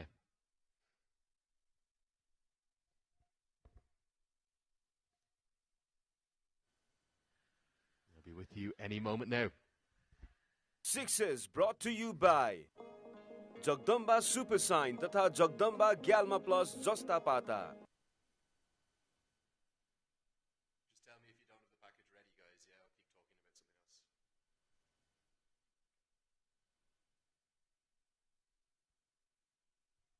Yeah, some big hits, primarily from some poor bowling, to be frank. And there's those middle overs, particularly the spinners. CJ Amini, very unlike him, needs to bowl that flatter length, and then that was stand and deliver stuff from Ahmed Faiz, one of 3 maximums for him. Yes, and that's why. You know that the ballers, PNG, they were going like economy rate 7.5. Almost everyone chipped in. That's why they've been able to hit some big hits. That was the biggest of the lot. A great strike from Syed Aziz. This is brought to you by Jagdamba Super Sign तथा Jagdamba Gyalma Plus Jasta Pata. Only 3 wickets to fall, remarkably, in the innings, and Malaysia didn't really test out their middle order, and the young debutant that I was so excited to see, Amar Azim, the 20-year-old, might see him bowl some left-arm spin later in the innings. We didn't get to see him bat. Let's take a look at the 3 wickets to fall. Wickets brought to you by TVS Apache RTR 200 4V, Racing DNA on less. Here are the 3 wickets, one for Pakana. Hit straight to Asadoa Vala. He made that catch look quite easy. You actually saw there on the replay, it did move on him in the air. And then the 2 of the wickets, they fell to big Stormin Norman Vanua. The big tall fast bowler continues to take wickets regularly. Clever piece of bowling that. The slower ball bouncer could only be looped up by Ahmed Faiz. Simple catch held by Tony Ora. We'll see him open the batting, I suspect. And then the final wicket caught behind off the final delivery of the first innings. The attempted ramp or scoop shot clung on to. It's brought to you by TVS Apache RTR 200 4V, racing DNA on less. So Andrew Leonard and Ijaz Ahmed here with you. Ijaz, I want to ask you, 180 for 3. Will Malaysia start with a win? Will they be able to defend that total, or will it be Papua New Guinea's game? Well, to me, that Malaysian cricket, they have done pretty good job at domestic level. They've been at international level after quite a time. So I think so that 180 is pretty defendable here on this surface. But courtesy, good early wickets, if they can take like 3 or 4 wickets in power play. Because PNG, we had seen in ODIs, they have achieved a good runs. So they are in a good form in batting. Yeah, maybe PNG just marginal favourites. It's a historic day, though, the first ever T20 international between these two sides. Plenty more coverage to come, including the second innings. But for now, let's get down to Sabina, see who she's got. Thank you very much, Andrew and Ijaz. PNG versus Malaysia को खेलको पहिलो inning सकिएको छ। टस जितेर batting गरेको मलेसियाले 180 run बनाएको छ। 3 विकेटको नोक्सानीमा PNGले जितका लागि 181 रनको लक्ष्य पाएको छ र सुस्त सुरुवात गरेको मलेसियाले निकै नै राम्रो प्रदर्शन गर्यो। विशेष गरी क्याप्टेन फेज र वीरनदीप बीच दोस्रो विकेटका लागि 95 रनको साझेदारी भयो र 180 रन बनाएको छ। 2 खेलाडीले अर्धशतक पूरा गरियो इनिङ्समा फेज र वीरनदीपले। सो हामीसँग फर्स्ट इनिङ्स कस्तो रह्यो त? गेस्ट हुनुहुन्छ शेरबहादुर लामा, हङकङ इन्टरनेसनल। स्वागत छ यहाँलाई फेरि। Thank you. फर्स्ट इनिङ तपाईँको हेर्दाखेरि एकदम राम्रो खेल्यो। मलेसियाले जब तपाईँको 10 ओभरमा 66 रन थियो, त्यसपछि लास्ट तपाईँको सेकेन्ड हाफमा उनीहरूले चाहिँ 114 रन्स एक्स्ट्रा जोड्यो भनेपछि it's like the key moment was तपाईँको वीरनदीप त्यहाँ सुरुदेखि लास्टसम्म बस्यो। त्यससँग उसले चाहिँ अरू पार्टनरहरूसँगै खेलायो होइन। फयाजले पनि 50 हानेर गयो अनि त्यसपछि त अर्को ब्याट्सम्यान पनि के अरे सैयद एजाजले पनि राम्रो खेल्यो। उसले 47 बनायो होइन।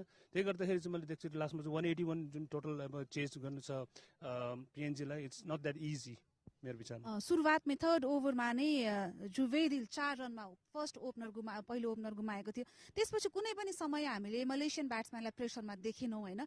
यति लामो समयपछि इन्टरनेसनल क्रिकेटमा फर्किएको मलेसियाको जुन खालको ब्याटिङ गर्यो ब्याट्सम्यानहरूले कसरी एनालाइज गर्नुभयो यहाँले?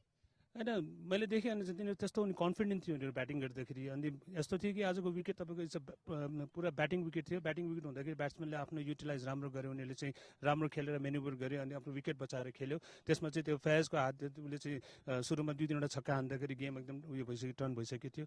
त्यसो गर्दा वीरनदीपले जुन रोल खेल्यो मैले अघि पनि भने होइन, उसको रोल चाहिँ के थियो आजको गेमको लागि, त्यही भएर यति ठुलो पुग्यो। हामीले PNGको बलरको कुरा गर्दा 7 जना असद भालाले 7 जना बलर्सलाई प्रयोग गरे होइन र मलेसियन ब्याट्सम्यानहरूले spinners, fast bowler, medium pace सबैसँग खुलेर ब्याटिङ गरे। त्यो PNG बलर्सको पर्फर्मेन्स कस्तो रह्यो? आजको जुन थियो PNGको बलरको मैले भन्दिनँ कि एकदमै उयो थिएन। उनीहरूले धेरै जस्तो सर्ट बलको प्रयोग गर्यो। सर्ट बल गर्दाखेरि तपाईँलाई थाहा छ विकेटमा तपाईँको it's not difficult to play होइन। त्यो भने स्पिनर उनीसँग यति राम्रो थिएन। लेफ्ट आर्म स्पिनर भएको भए झन् राम्रो हुन्थ्यो। जबकि मलेसियासँग चाहिँ दुईवटा लेफ्ट आर्म स्पिनर छ। सायद तिनीहरूलाई क्रुसियल हुन्छ पछि गएर। एज अ चाहिँ सेकेन्ड इनिङमा तपाईँले स्पिनर खेल्नु गाह्रो हुन्छ भनेर। हिजो अब नेपालले पनि 183 बनाएको थियो होइन। 184 टार्गेट दिएको थियो PNGलाई र जुन चेज गर्न सकेको थिएन। 180 भएको छ। सो कस्तो रहला त अब रन चेज कस्तो रहला PNGको?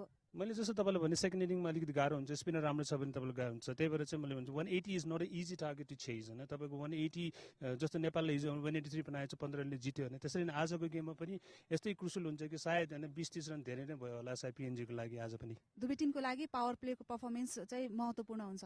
दुवै टिमको लागि पावर प्ले फर्स्ट 10 ओभर्समा यदि PNGले चाहिँ समथिङ 100 बनाएपछि केही चान्सेस छन्। Otherwise I think it's Malaysian day. Thank you very much हामी गेमपछि फेरि भेट्नेछौँ यहाँसँग thank you very much first inning सकिएको छ मलेसिया भर्सेस पिएनजी बीचको मलेसियाले 3 विकेटको नोक्सानीमा 180 रन बनाएको छ पिएनजीलाई 181 रन आवश्यक छ फेजले 56 विरनदीपले 59 र साइद अजिजले 47 रन बनाए भने नुरमान र पोकानाले एक विकेट लिए अन्तिम 2 ओभरमा मलेसियाले 34 रन जोडेको थियो अब पिएनजीले 181 रनको टार्गेट चेज गर्दैन त पक्कै पनि यो म्याच इन्ट्रेस्टिङ हुने हामी अपेक्षा गरौँ केही क्षणपछि हामी सेकेन्ड इनिङ्स लिएर उपस्थित हुनेछौँ अहिलेको लागि ब्रेकतर्फ लागौँ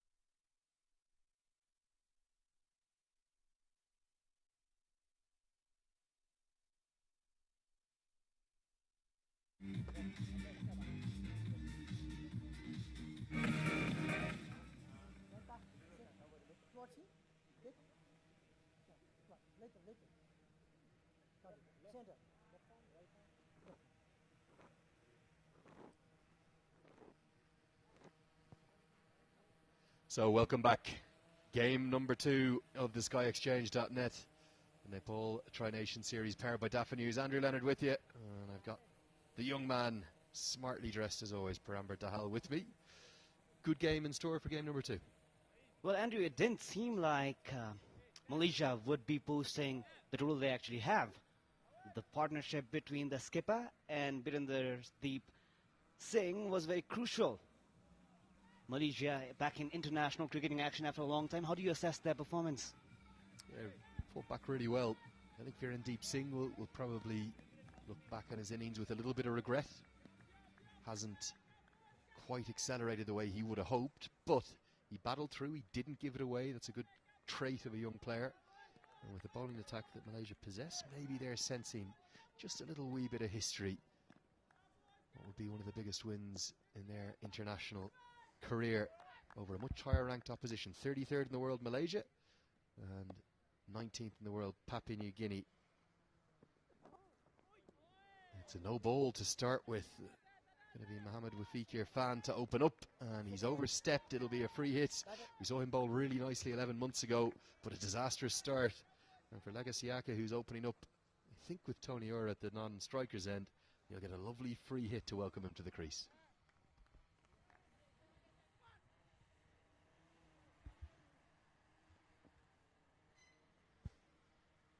Chasing 181 runs for a win out here, PNG would want to make the most of this free hit. Swing and a miss. I think he's going to get away with this because it's clipped probably the trouser leg. Irfan forgetting that it was a free hit and trying to appeal for a caught behind. Instead, the umpire says, no, it's hit the trouser leg. Crucially, though, a dot ball, and he gets away with no harm done from the free hit.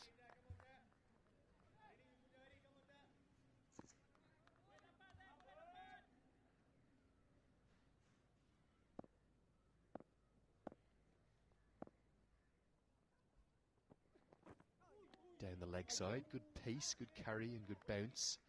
Again, we're going to see a little bit of this from Malaysia. No matches at all internationally for 11 months and very little domestic cricket until January, February of this year. So the players are going to be more than a little rusty. They have to be watchful of the extras. Free runs might come back to haunt them. As PNG, we've seen so far in the series, the first match against Nepal, and before that, the ODI series, they're used to it. First runs off the bat of the day, straight out to the fielder, a deep backwards square leg. That's Sharvin Muniandi. He'll play a crucial role with the ball as well. Plenty of spin options as well for Malaysia, including the two youngsters, in fact. Amir Azim will bowl his left arm spin, the 20-year-old, and the 19-year-old Vijay Uni will bowl his off breaks. So I think they'll be reasonably confident of defending this total.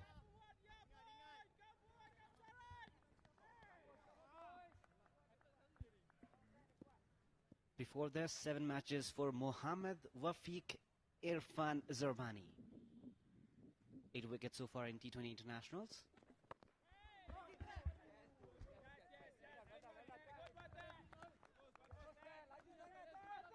Yeah, and certainly for Papua New Guinea to chase this total down, about 9 and over they'll need right from the off. And they've had to be a little bit overly reliant upon the likes of Siaka and Amini. They're going to want something. And in fact, it's their skipper apparently opening up. Asadola Vala, change in tactic. 2 left-handers deceiving me there. It is indeed the captain who's decided to go up top. Beautifully bowled, beats the left-hander outside the off stump.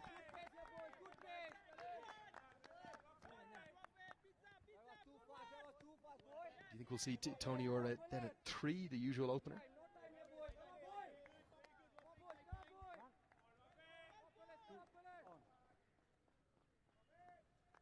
Asad Vala spoke to him earlier, and he actually wanted to chase the target. Were so close against Nepal.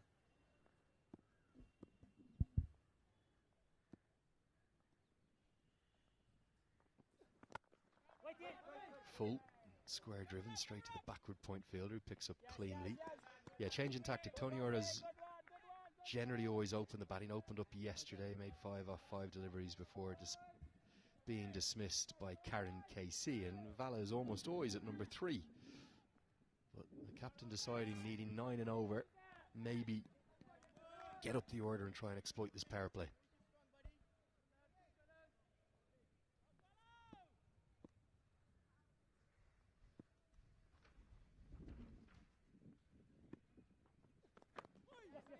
Right on the money, good bowling that, but it will allow Vala to check it down for the single, get through for 1 to close out the first over. 4 runs coming from it, 4 for none.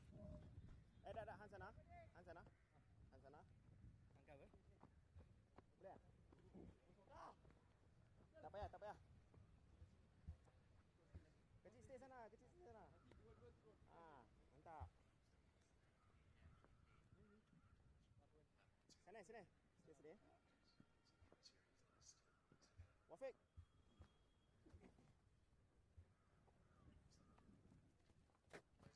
That's one more. Wafiq. Left arm, right arm, left arm. It's back. Left arm. It's back. Come on, left arm over. Get up, boy. Come on. Come on, is here, boy.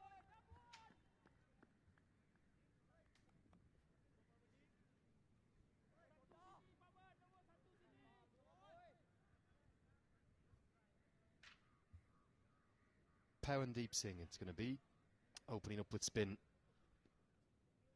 Lots of spin options in this team. Driven nicely down the ground, firmly by Asadola Vala. He'll get his first boundary, the first of the chase. First boundary for PNG comes in the first delivery of the second over. They will need more of that in the power play. In relative comparison to Malaysia, they would want to make the most of the first 6 overs of the match, Andrew. Yeah, spot on, Paramba. Just 2 fielders allowed outside the 30-yard circle, so that's the time to cash in, to capitalise. Lovely shot. It's going to be runs and very close to a maximum. I think it will indeed go all the way. Pawandeep Singh, when he bowls up here in the power play, he's not even attempting to turn the ball. In fact, he's almost bowling little arm balls, little away swingers, but it's right into the hitting arc of Asad Alavala, holds his shape perfectly, gets it away for the first maximum of the chase.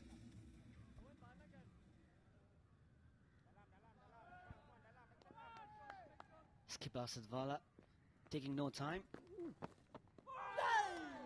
So again, there's no turn. That's actually swung away from the left-hander. Look at the seam position. You can see the seam angled to make use of the new ball.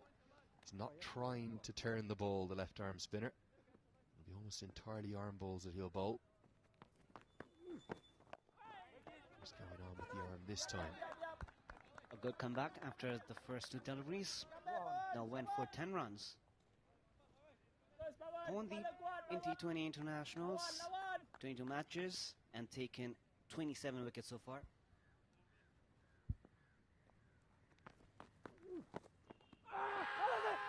Big appeal and given.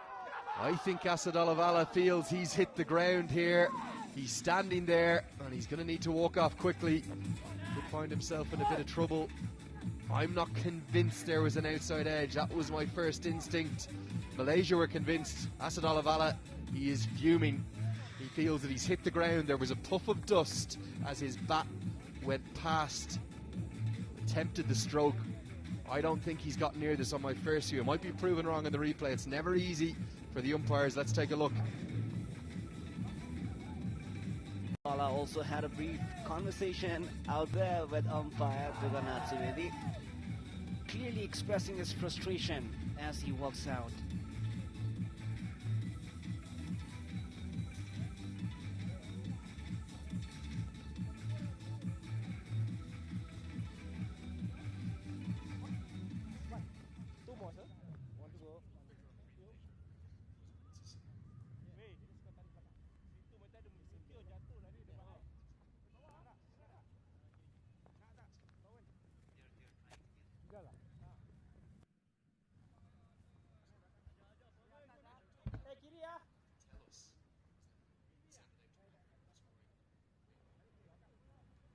Center.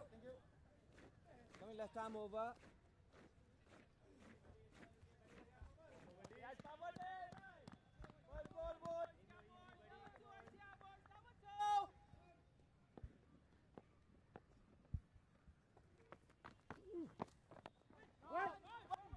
So that's going to close out our second over. We will bring you that replay of the wicket after this. It's 14 for 1.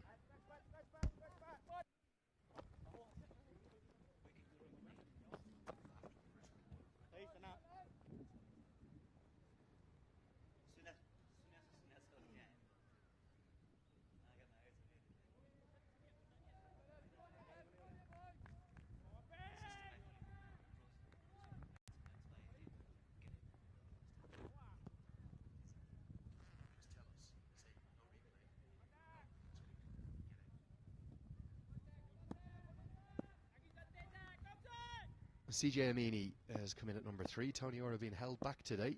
Rare to see him not at the very top of the order. And we've just seen a moment of real controversy.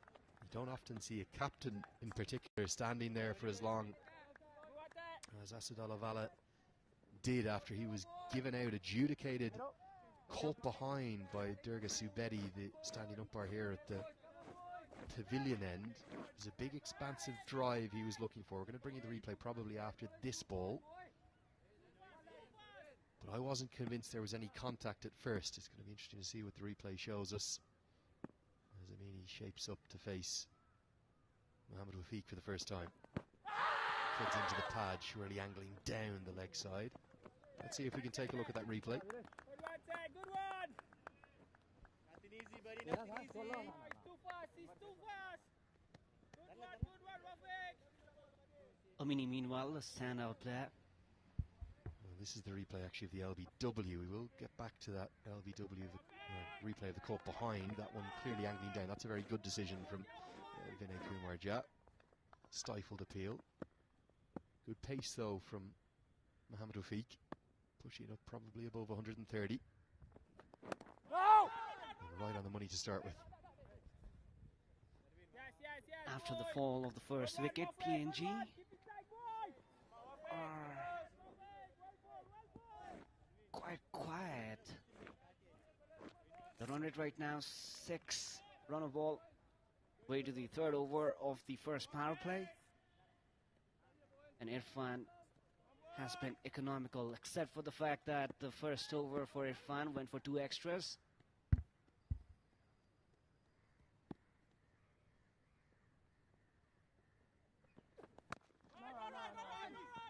Driven full face of the bat, but can't pierce the infield.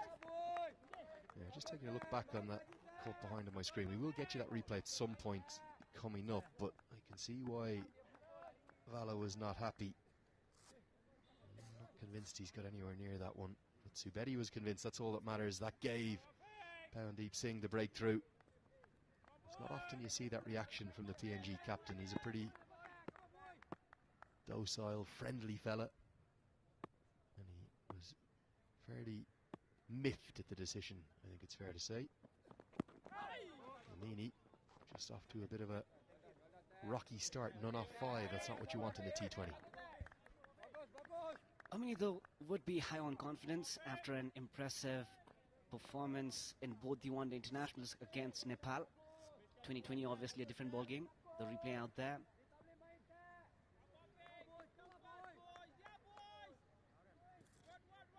4 consecutive dot balls that would build some pressure on Amini and PNG.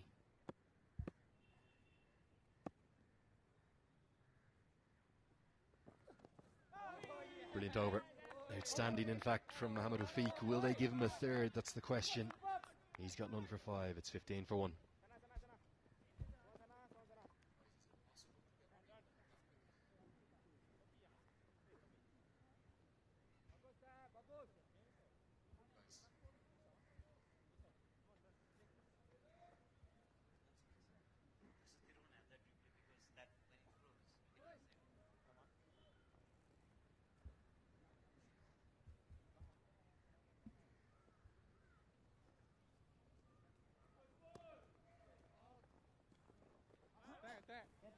Pawandeep Singh with that wicket, which is controversial, and Andrew, clearly you have or you share the same opinion as Asadvala. It's always difficult to tell. I just thought that puff of dust probably indicated the noise might have been him hitting the ground, but Pawandeep Singh continues with these arm balls. Look at that movement. Think of him as a left-arm spinner. He should be turning the ball away from the bat of the right-hander. It's doing the opposite. Significant swing and movement in. And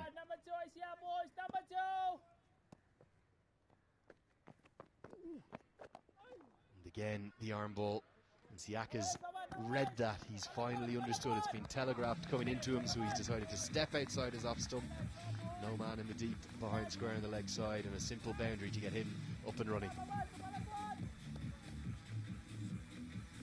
A welcome boundary for PNG out here. Very comfortable and probably premeditated as well. No fielder. Important 4 runs.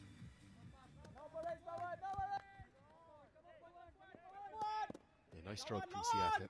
He's probably been one of the pick of all the batters we've seen in action over the last 4 or 5 days. And just as I say that, he's been cleaned up. Again, it's the lack of turn, it's the angle and the swing in. The arm ball from Pawandeep Singh.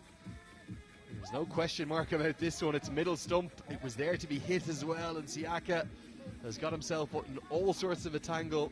The movements cut him in half, and PNG have lost 2 inside 4 overs. It was a tale of you miss, I hit. There was to be hit, clearly missed it, and the middle stumps. A dream start this for Malaysia. They're right on top here. It's 2 wickets in a matter of moments, both falling to the left arm spinner, or should I say the left arm in swinger, Pawandeep Singh. Siaka's gone for 6. It's 19 for 2.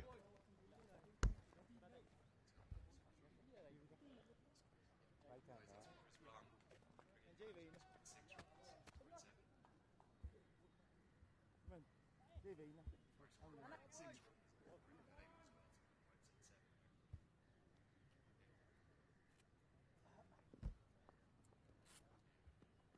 your leg stick.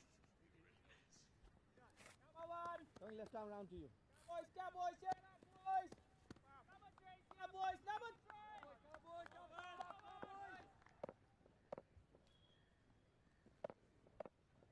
Tony Ora in at number 4.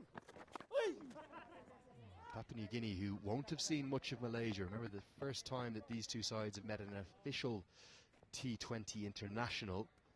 They need to work out what's going on sooner rather than later. They might have looked at the book and said, okay, Pavandeep Singh, he bowls left arm off spin. He hasn't turned a ball yet. They've all swung in, and he's doing a brilliant job for his side. 2 important wickets. One of the skipper. And pretty much looks like, reminds me of rather Daniel Vittori. Gotta love a bespectacled spinner. Nothing better in the game. Yeah, Daniel Vittori, big, tall, left arm spinner. Very different bowler to Pavandeep Singh, but obviously technically left arm orthodox. Former New Zealand captain. Kiwis had a big win this morning as well. They beat the Netherlands very comfortably by 7 wickets down in Maunganui in the Cricket World Cup Super League. Malaysia will be looking to join them in the winning column. 4 gone, 20 for 2.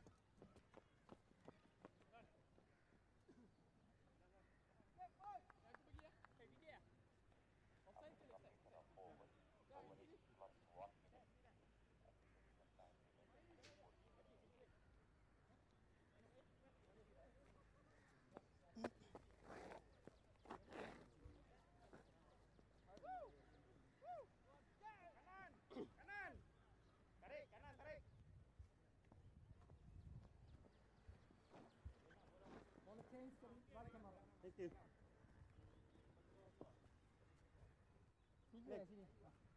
Thank you.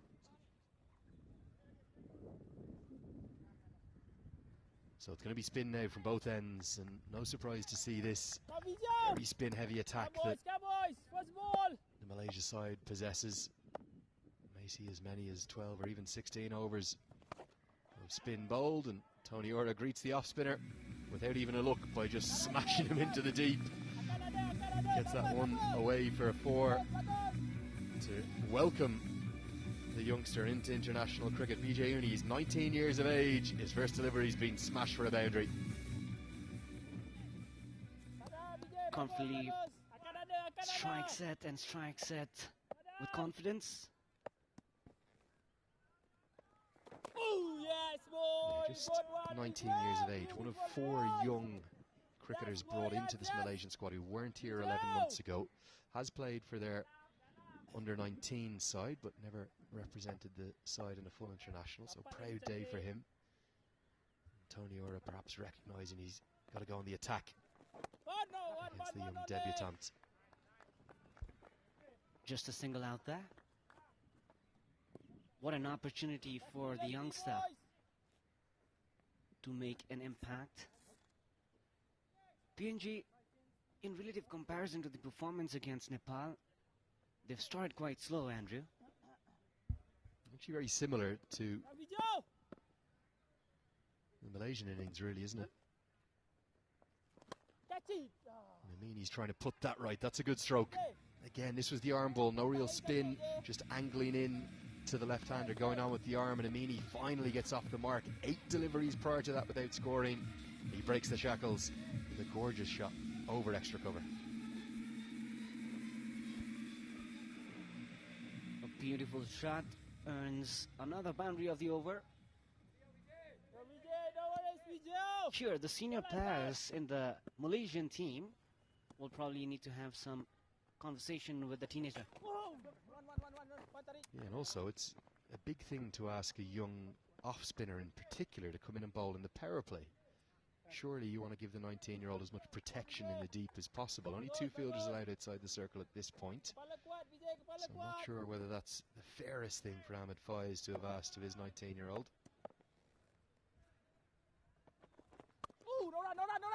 He's going to unfortunately go for 3 boundaries in his first over. This one a drag down, punished by Tony Ora. 14 runs coming from that first over for him. bit of misfield out there. Malaysia would not want to have that, as this PNG team bats deep. End of the 5th over. PNG 34 runs for the loss of 2 wickets.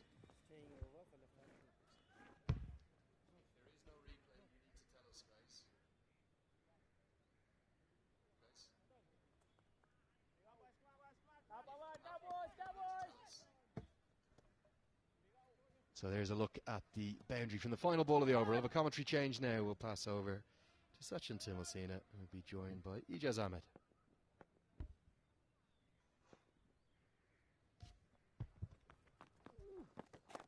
Thank you, Andrew. 6th over now being bowled. 34 for 2. Papua New Guinea. Not the kind of start they would have wanted, chasing this big total of 182. Goes after this. This has gone straight up in the air. Somebody getting underneath it. It's the bowler himself who takes this catch. And that's the 3rd wicket down. So Malaysia, they've been dominating here. First in batting and now in bowling. So they have done a good job at home. That's how they will be playing against PNG. And PNG, well, looks to be really a good side. They've been tumbling here. 3rd wicket down. This is the way. They were just trying hard to break some shackles. Couldn't do so. Got the elevation. High, too high. Thank you very much. Landed safely.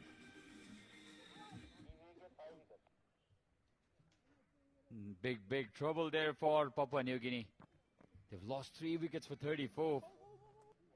Run rate just 6.38. Charles Amini, most informed player for Papua New Guinea, dismissed, which brings in the captain, Asadwala.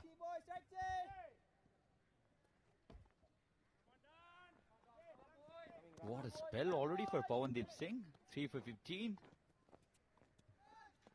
His brother Virendeep Singh, the highest scorer for Malaysia, and the younger brother now. In fact, he is the older brother, Pawandeep. 3 for 15 of 2.2. A dream spell already. Wide this time. So, the luxury of having good quality bowlers is really amusing the captains, the coaches. They can utilize them at any number, at any time. Brilliant delivery again. 3 for 12. This is best in T20 format, Pawandeep Singh, and he's already picked up 3 for 16. 1 more wicket and this can be his career best here, Judge. Yes, he can achieve it. He has got long way in this inning. Sesebao and Tony Ura. In fact, it's Tony Ura who's joined in. Sesebao opens the innings in the ODI format, the longer version, Tony Ura. Yes, he's really in a good form, can score runs. But at this stage, they need to restrict their wickets in hand. He's mixing up the length brilliantly. Young Pawandeep Singh thinking of coming back for the 2nd. This is what pressure does, isn't it?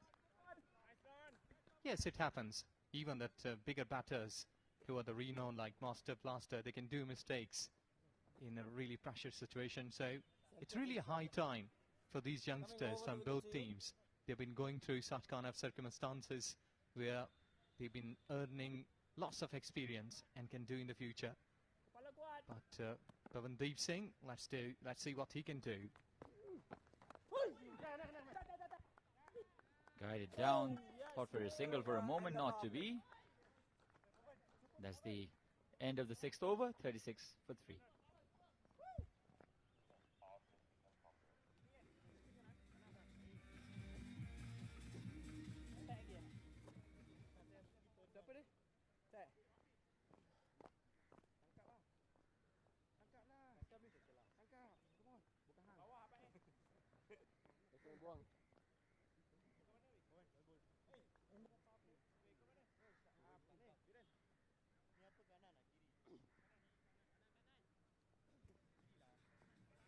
Look at the scenes. Small patch of woods around TU ground here in Kirtipur. That's our commentary box with the red roof. on your left. Beautiful, beautiful ground. I have my own memories here as well. Used to play cricket here when I was in my school day cricket. Played under 16s as well. Beautiful memories. The most beautiful part of my childhood, I'll have to say. Home of cricket in Nepal. It's a dream for all the young cricketers to play in this ground. Shorter one this time, string in length too, but lucky. Did not go all the way. Yes, there is no second opinion that when you've been playing at a very childhood and you are into the school, you can go back and tell your mates that I've been playing there at the home of cricket in Nepal, Kathmandu. So childhood friends, like, they've been asking you, how was that, how was the place, how was the pitch, who were the cricket lovers, and that will go long down to the wire when you've been retiring after playing 20, 30 years of cricket. So you've been telling people that how I had spent my life. And we had no pitch reporters then, Ejaz. I wish I had you. We are just amused and awestruck by this ground. It was a dream, and you could brag about, playing in this ground. That's the kind of memories I have here. It's a beautiful ground now. It's much more developed as well. The building that we're in right now, this commentary box building, it's also newly built.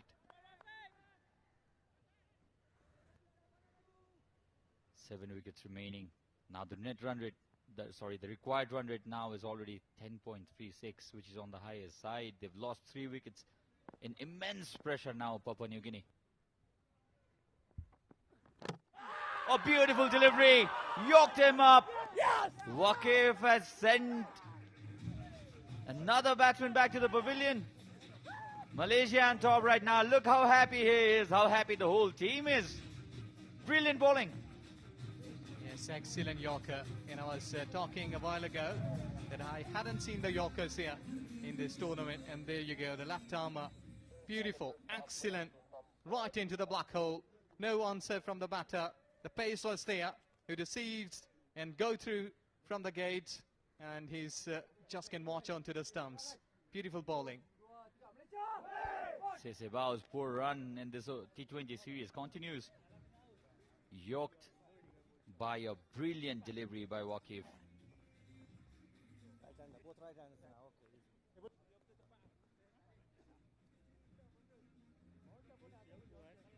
In big trouble now here, PNG.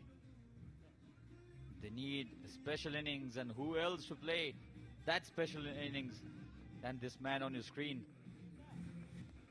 Norman Vanua brought his team back to the match from nowhere. Actually, they were 100 for 7 at one point of time and eventually threatened Nepal. They only needed 23 in the last 2 overs before Norman Vanua was dismissed. Irfan now given away only 5 runs, picking up that 1 wicket. I think he is a serious threat for both the teams in this tri-series.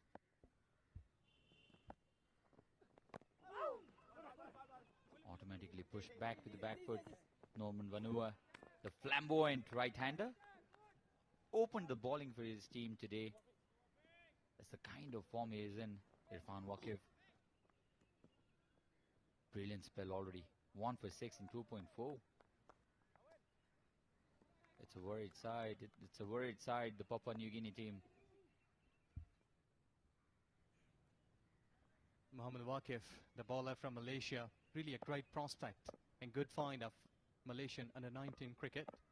Slip has been pretty wide at 3rd space. Interesting, isn't it? Probably the captain is anticipating the ball to go across Norman Vanua and Tony Ura. It's a wide slip in between the first and the second slip normally. Yeah, it happens that when your bowler has been bending his back, he's getting lots of bounce from the surface. So you can equip 1 slip there, almost into the 4th slip now. And I think so that's a pretty good decision. You can test him, angling away, can get something. Stayed and punched on the back foot just with a single. A brilliant over here for Waqif again. 3 runs and a wicket.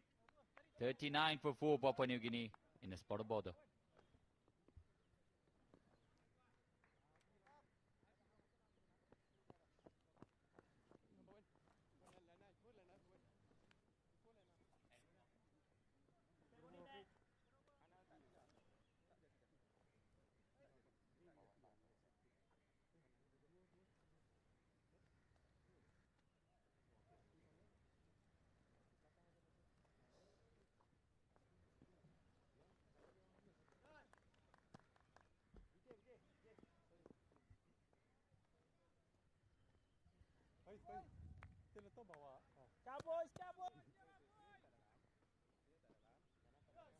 Good decision, I think, from Captain Ahmed to continue with his successful bowler who has picked up 3 wickets, Pawandeep Singh.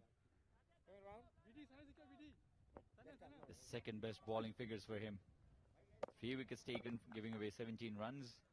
Can he pick up another and get his career best? Pawandeep Singh came back with the angle. It's a bit of misfield, but hadn't resulted in any danger.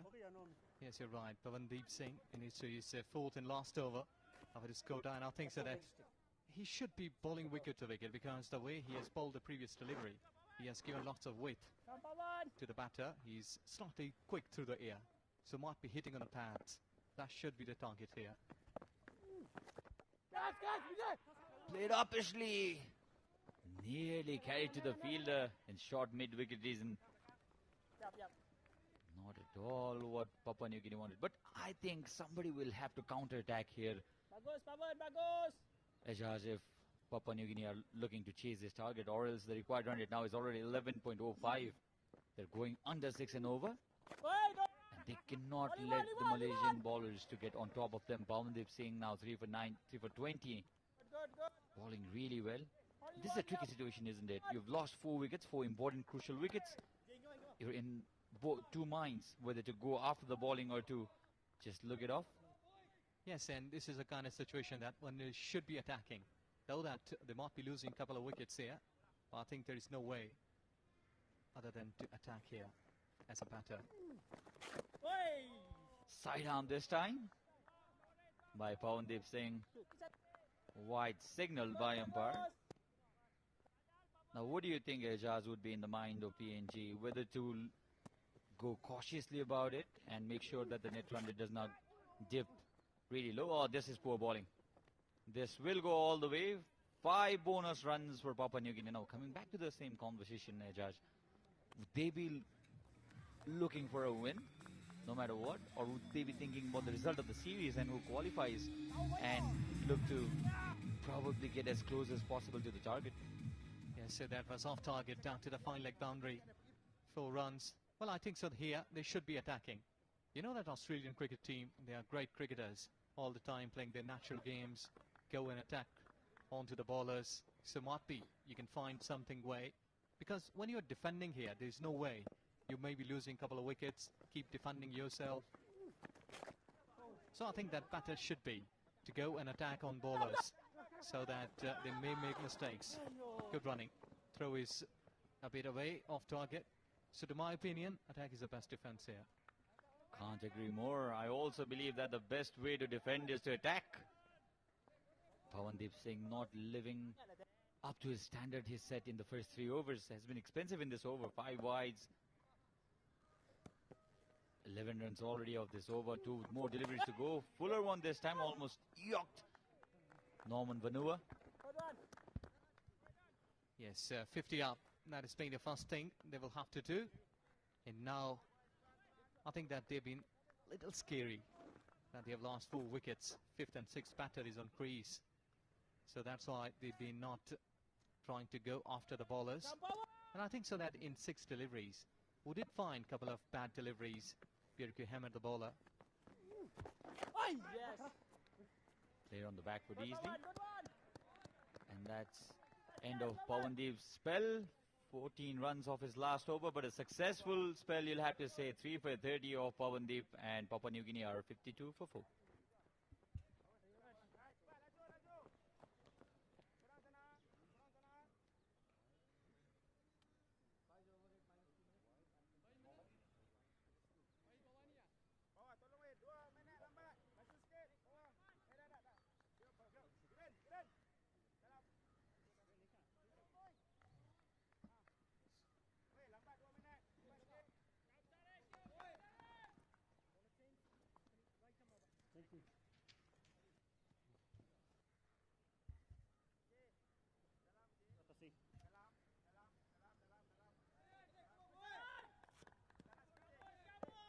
Another interesting contest here.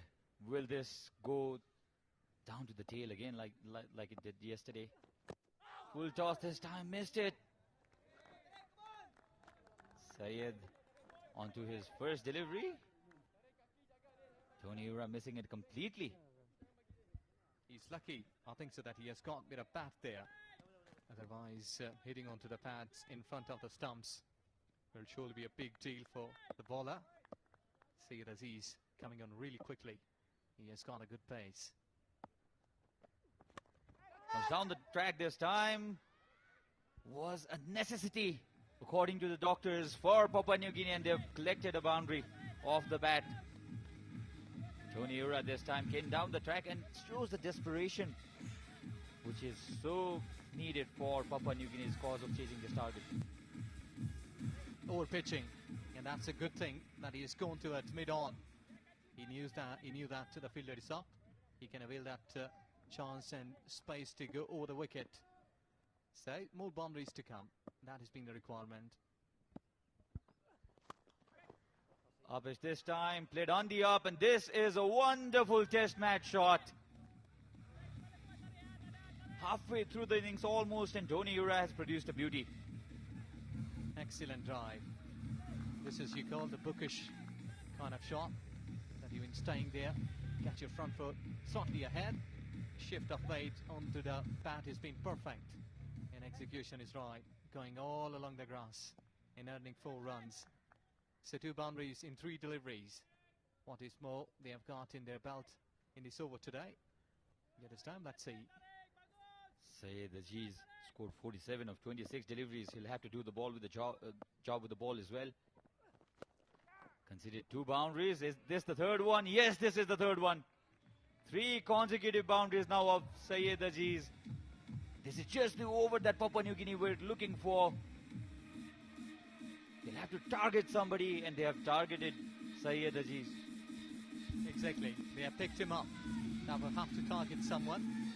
Syed Aziz there, back up length, enough time to see if that ball you can trust on the bounce of this surface, because this is really even, and look at that, what he has done, 3 boundaries. Varied the pace this time. So 13 runs off this over. A good one for Papua New Guinea. And mind you, they came back into the match after losing 7 wickets at just 100 yesterday. They can come back. They have a batting lineup that bats deep. So Malaysia cannot afford to be complacent here.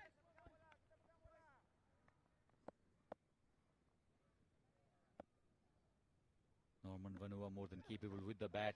The highest scorer for his team yesterday got a 50 wide.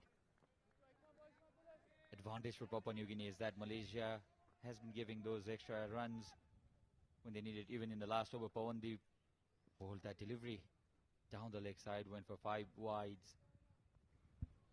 Well, Sachin, you were asking about the PNG's habit. It becomes the habits of different teams. We will speak on that one after this over. Hint of swing this time. The ball went across the batsman. And that's the end of the first over of Syed Aziz. An expensive one, 14 runs of it, 66 for 4.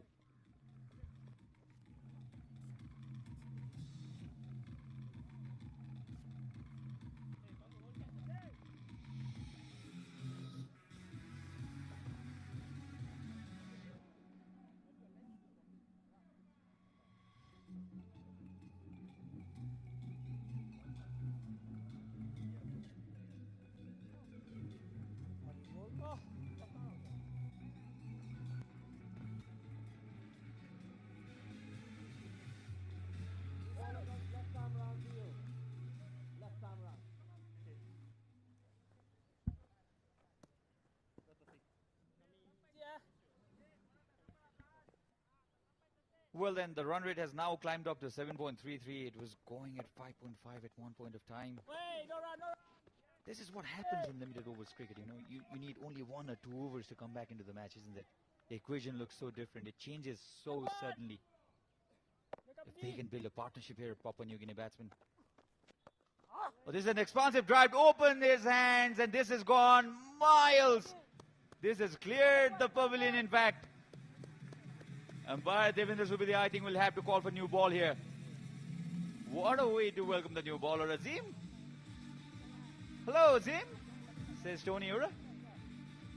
Yes, that's really a good hit. So I think so that they've been awakened since last couple of overs. Both PNG batters that didn't need to accelerate here. That was right in front of him in slot. And he's just gone aerial and long on. And look at that, that's a mighty hit. Gone all the way. Lots of confidence he has earned with that shot. Kudos to our camera person as well for chasing that massive, monstrous hit from Tony Ura. This is one of the biggest sixes I've seen in this ground. It's a massive hit. You cannot stop talking about this beautiful venue. So word, Nepal is a country with strong cricketing background. You can come and play in this ground, and we assure you we'll fill this whole ground with more than 10,000 spectators. That's the kind of craze we have for cricket in this country. Again, driven down the ground this time just for a single. Well, Azim, pretty young lad, bowling at his international level. So far he's been welcomed with a huge six, but this is for him for the first time that he's here at international level. The Malaysian cricket has injected him to go and play big cricket. No big movement there, Norman. He'll have to be careful. If there's any delivery that comes sharp in, he'll be in trouble. Azim Amir. A wild swing again. It was there in the slot. It was an attempt with a lot of power, but no execution. Yes, Azim coming back in a good way after that big hit. Excellent. Superb over to finish it. What is dot delivery? 10 gone. PNG 73 for 4.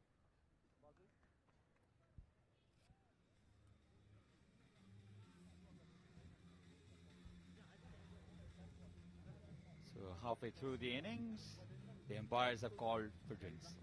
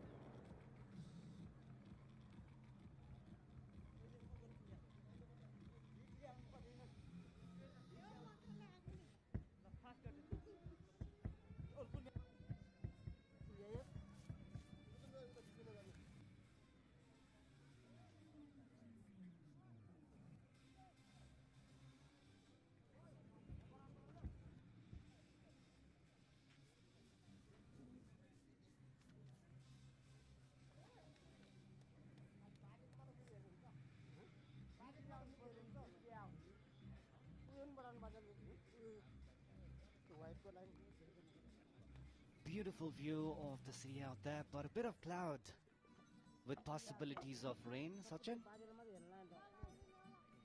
You can expect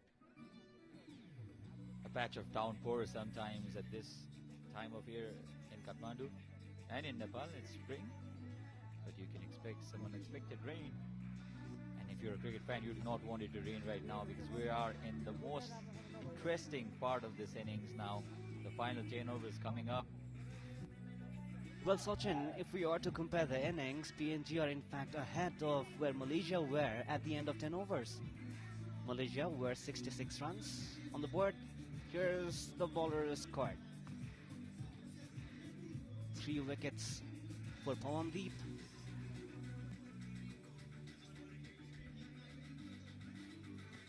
Mohammad Wafiq, the other wicket for him in his 3 overs. He's got 1 more over remaining. Has been very economical, only 7 runs from his 3 overs. These are only expensive. Similar was the case with Syed Aziz and Amir Azam. 7 runs in his first over. 5 bowlers used so far by the Malaysian captain. Syed Aziz also expensive in his first over. It's a tricky situation here for Papua New Guinea. They've done a bit of rebuilding though. This partnership's so very important. It's a no ball. It's a no ball and it's a crime, especially in the shorter format. A free hit here for Papua New Guinea. And both of these batters, we've seen Norman Vanua doing his job so very well when required. And Tony Ura has a career best in T20s of a 100-plus score. 107 not out is personal best. So these two batters need to build this partnership. Syed Ajiz comes back really well. This was a free hit, mind you. No harm done eventually. PNG have twice had the opportunity of free hit Sachin out here, but they've not been able to capitalize on those free hits. One of these two for sure will go after the bowling. They have targeted Syed in the previous over. They'll continue with that approach, I believe. Just as I said, smashed, hammered, and a boundary. Overpitched this time from Syed. He's getting that little bit of swing all right, but the length deserved punishment and put it in style by Tony Ura. A beautiful boundary and much needed one for PNG. The required run rate, despite being of concern, they still have to be very watchful. Just under 11. That's very achievable in T20 cricket. Now they build a partnership also. Tony Ura has gone more aggressive after the previous wicket. Much better line. Stump to stump. Syed doesn't have that extra space, so he'll have to be careful. Gave away 14 runs in the previous over. Syed has already given 6 in the first 3. Norman Vanua has been the silent partner. 5 of 8 deliveries, not his brand of cricket, known for his aggression. The calmer batter out here in this partnership, which is very crucial for PNG.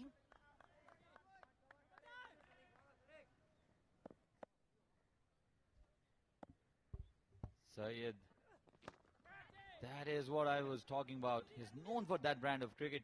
Didn't time it that well this time. The length was dead there to go across for Norman Vanua. Tony Ura is playing the best knock of the series.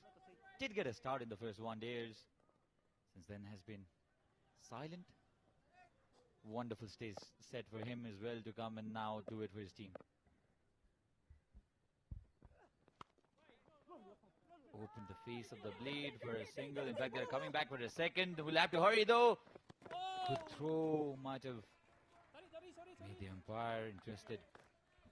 Good running between the wickets as well, Sachin. The partnership now standing at just over 43 runs. PNG were 37 runs for the loss of 4 wickets. And the way they have came back in this match presents us yet another interesting finish to what has been a beautiful day of T20 International. Down the leg side, flicked well, and flicked for a boundary again. Another boundary to end this over, another expensive one. 13 this time of the second over of Syed. Not happy. The Malaysian captain takes the score of Papua New Guinea to 86. Let's have a look at this again. Straying down. Deserved this punishment from the well-set Tony Ura. So that's the end of the 11th over. 86 for 4 PNG.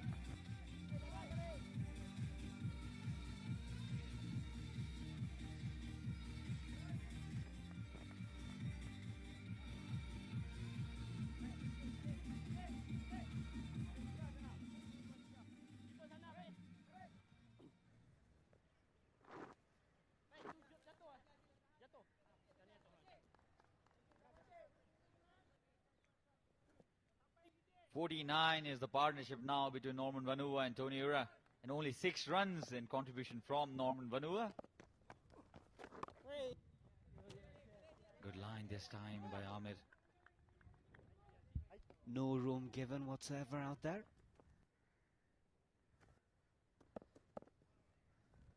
Norman Vanua was trying to go for that big one there, Sachin. The invitation was there. He gave the ball enough flight as well. He wanted Norman to come and smash him towards the leg side. He's gone this time. You wanted it. I hit it. And the result is on my way, says Norman Vanua. It was almost directed towards us, Sachin. A massive hit. He was not happy. He knew that he did not take the middle of his bat, but that's the power of this man, Norman Vanua. He's very strong with his bat flow. Let's have a look at this again. Went massive. It was high and handsome enough. I hope our OV man is injured out there. Goes after it again. I believe it has taken leading edge, but the result is the same. Such is the power of this man, Norman Vanua. 2 consecutive sixes now. Ball has gone out of the ground. Back-to-back sixes. Unsettling the bowler out here. Norman Vanua using all of his experience and just at the right time. The Malaysian keeper cannot believe it. He has the same opinion. That did not take the middle of the bat. How has it traveled so far? It's the power, young man. Have a look at this. It went massive. It's big. And 6 runs. 6 more runs for Papua New Guinea. And they're slowly coming back into the match. Required run rate now 9.96, which is much achievable than 12 runs that was at one point of time. Azim, it'll be interesting to see how he comes back. Beautiful comeback chance of a run out. Should have been a direct hit, and the umpires have been picking their brains. 13 runs of this over. Brilliant cricket from Norman Vanua. That's the experience of this young man, Norman. He's been a performer for his team in the ODIs in the first match as well. Brought his team back to the match yesterday against Nepal. Like it again. Happy to play down the ground. They've collected 14 runs of this over. Papua New Guinea brings 100 for them as well. So this match is now really setting up for a contest. Papua New Guinea 100 for 4.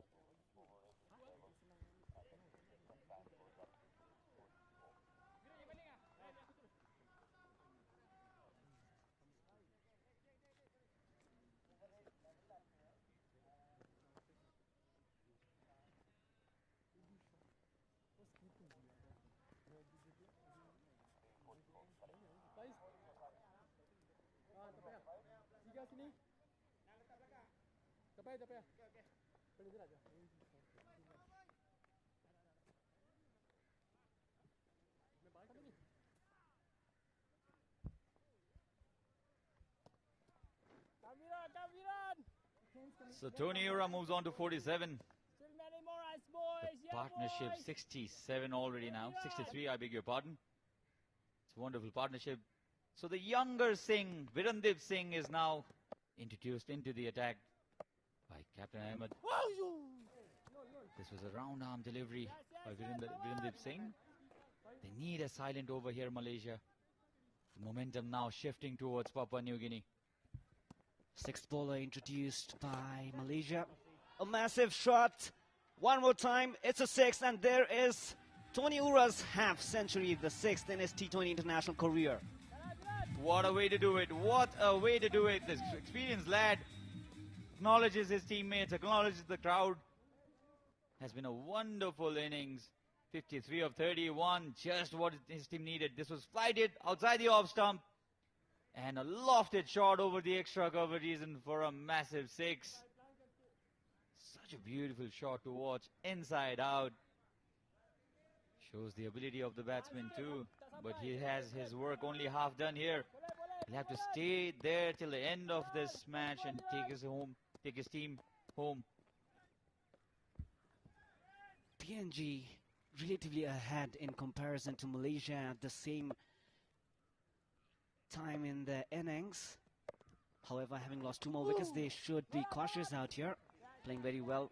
This pair, Norman and Tony Ura. Virandip Singh, Prarambha is giving that room to Tony Ura, which can be really dangerous.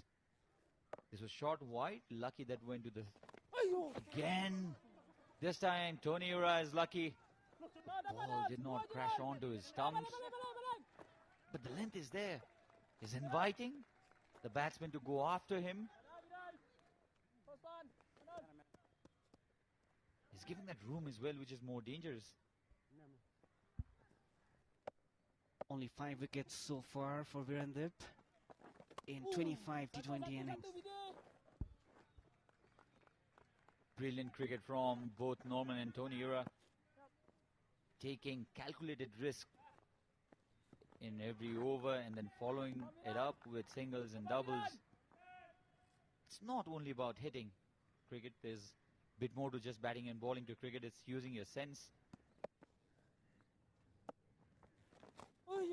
Again, almost a replay of the third ball of this innings, and they've come back with the second run. It's a wonderful over already for Papua New Guinea. 11 runs from it so far. A bit of luck going their way as well. Malaysia probably will need the skipper and the senior players in the squad talk to this young bowler.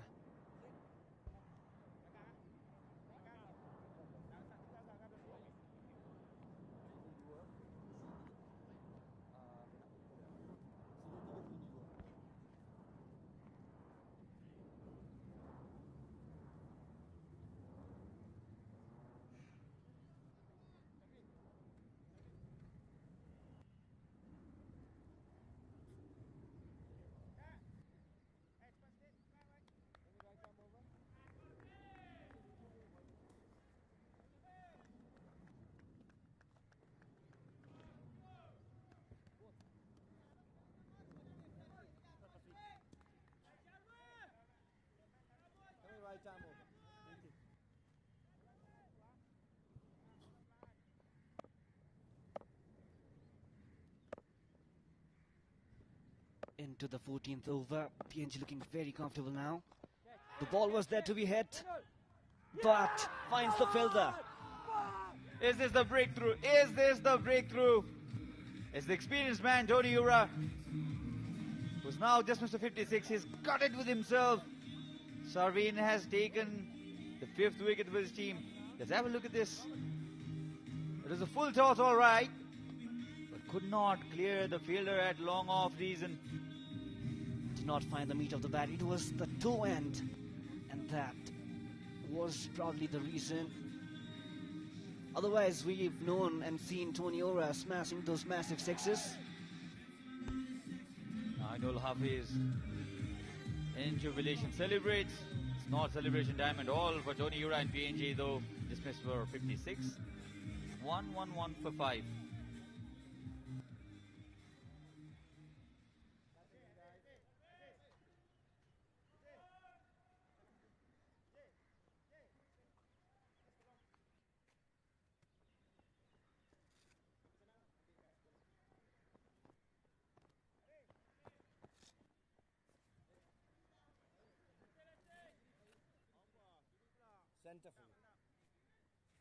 You talk about superstitions. You talk about superstitions, and a wicket has fallen at Nelson.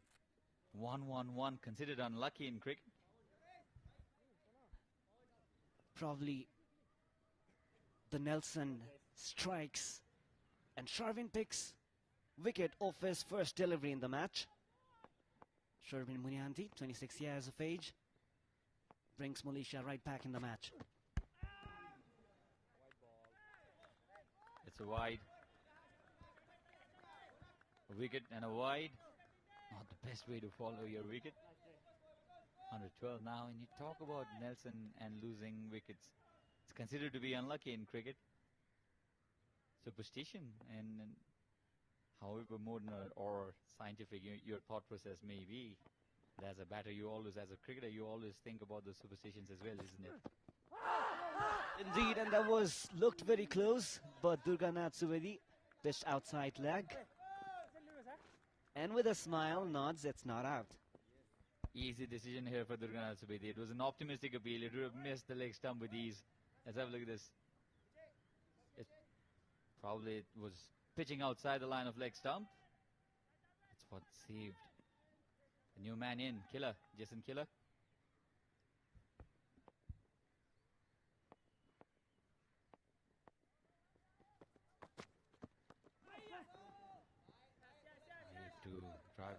ground. And this is a wonderful over. 3 wickets, 1 run, 1 wicket. Applied the break, but most importantly, just missed Tony Ura, the settled man. A good over so far by Sharvin. Malaysia, after breaking this partnership, would want to pile more pressure on PNG. Brilliant bowling again. It was there to drive, but somehow Jason Killa could not connect it. He's taken 3 balls already. The required run rate now moves up again. PNG requiring 69 runs from 38 balls. They cannot afford to lose another wicket out here. Norman Vanua will be the key Prarambha. What a cricketer. He likes staying at the middle, doesn't throw away his wicket.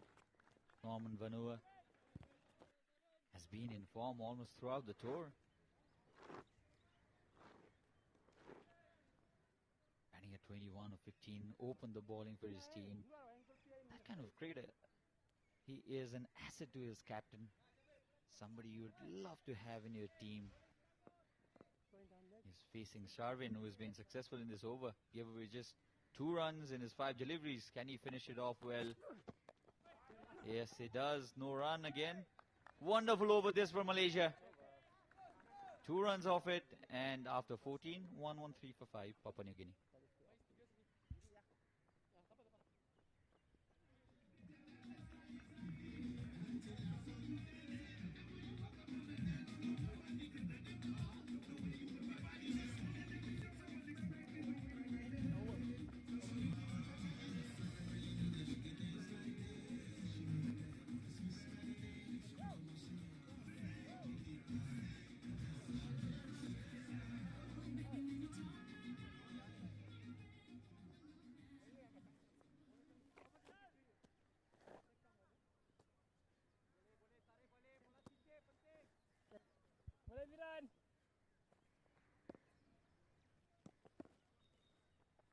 So 68 runs needed in 36 deliveries. Close to 12 and over now. Not impossible, mind you, and especially in this form of cricket, but what PNG will require is the remaining 5 to perform. Comes down the ground, but it will just be a single. Jason Killa will have to be patient out here and support Norman, because we've seen Norman do the damage yesterday against Nepal. Comes fresh with a half century, 52 runs. He scored in that match and almost took away the match from Nepal. It's very handy, very useful. Virendip Singh wide again this time, slaps it down the ground. Does he have enough? Yes, in fact, more than enough. Norman Vanua may well go up to the umpire and say, do I just get 6 runs with this shot? I want more.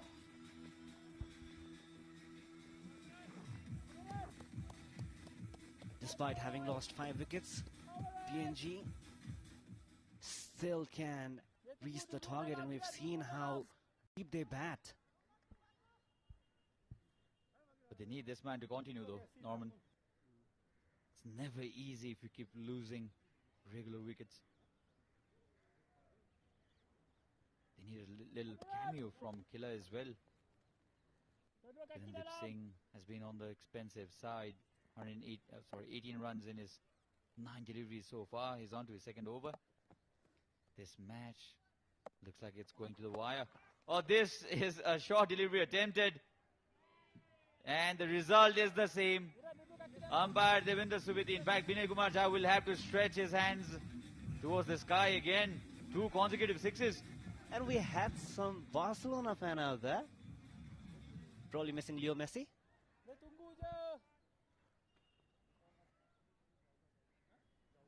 Nobody attempted. One of you should have. And this match evenly poised. I'd want to say 1 wicket or 2 from here will bring Malaysia back into the game, but this is Norman Vanua, who looks in great form. Back-to-back 6s, bringing that required run rate down, and a smartly taken couple. Wonderful batting, wonderful presence of mind. It's not about all 6s and boundaries. 15 runs already off the second over of Viramdeep Singh. Keep it tight, boys. Yes, and round arm action, Viramdeep Singh. Oh! Shorter one this time. Over. And that's the end of another expensive over from Viramdeep Singh. 15 runs off it, 128 for 5.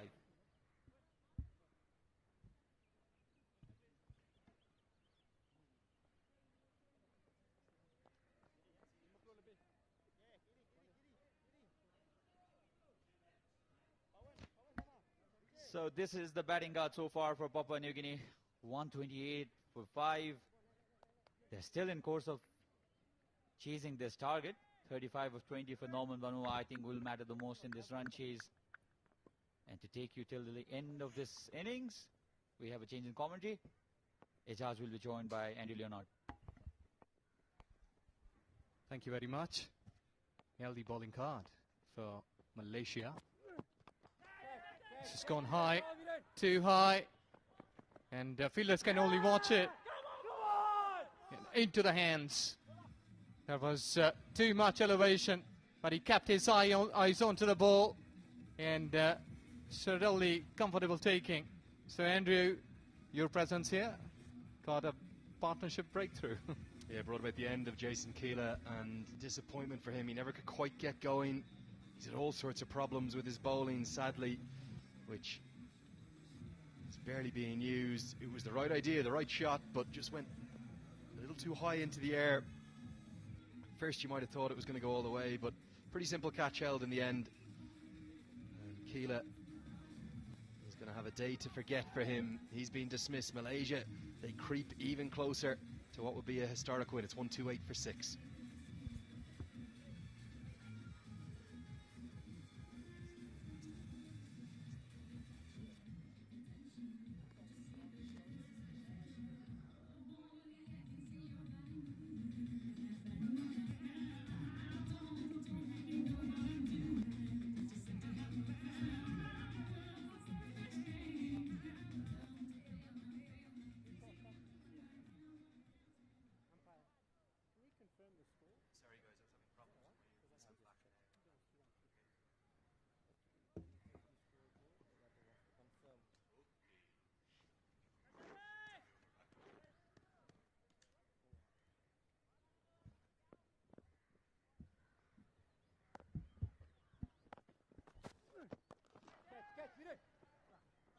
Sharvin Muniandi was always going to play a critical role in this game, but so was Norman Vanua, and that's the first boundary dispatched off Muniandi in his second over. He had 2 for 2.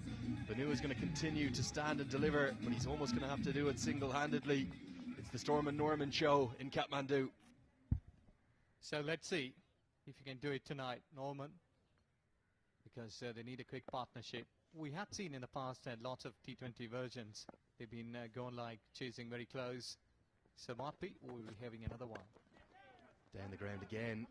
Hasn't come out of the middle, but he's got enough of it to go for 4 more. That long on fielder, very square. He's got to be straighter. Back-to-back boundaries from Vanua, and Papua New Guinea strike back despite that wicket off the first ball of the over. Yes, stand and deliver. Slightly backing away. Yeah, look at that, hammering it over the bowler's head. Quite straight enough in a flag zone to the ball. Crossing the long on fence. 4 runs. So something is coming for PNG here. They're trying to bridge the gap of balls and runs left. Inside edge. Fortune this time. Soper and Vanua combined very effectively to help get Papua New Guinea over the line to seal that 2-0 series victory, that historic series victory just a few days ago. How brilliant a tour is he having? Scores of 18, 47, 11, 52 and now 44 not out with the bat for Norman Vanua to go alongside 6 wickets.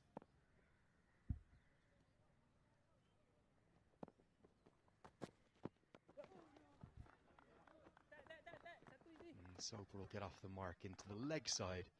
And really good batting from Norman Vanua throughout. He's an out-and-out all-rounder these days. And good to see him up the order, promoted up to number 6 today. Yes, and let's see that how he will be doing the things in the centre, the business stays on for him, and both sides, they will evenly balance. And I think so that here, 44 in 26 is pretty decent, achievable in T20. Particularly if Vanua keeps going. Technically a drop catch that from Money Andy, but really he's probably earned himself a Christmas card from the umpire Durga Subedi. He saved his life, would have catapulted into his midriff. 16 gone, 139 for 6.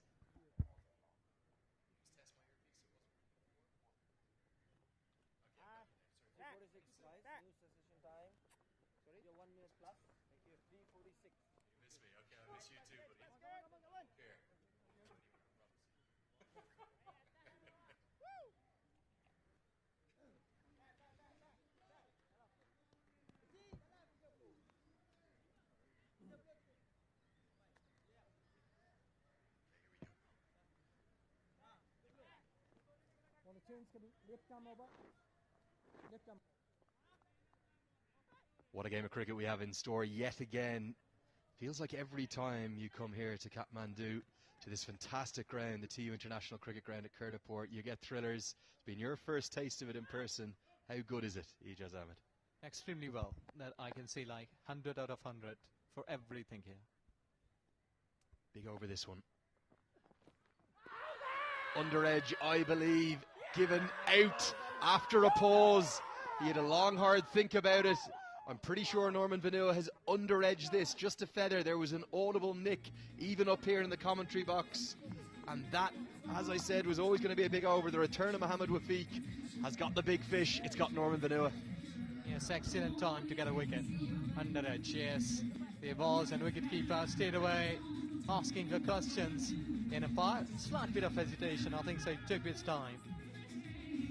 I think for me that's a good decision though. There's no problem. I prefer an umpire taking his time and getting the decision right than doing something impulsively and getting it wrong. Vanua, he's dismissed for a brilliant 45. It came off 25 balls. It's 139 for 7.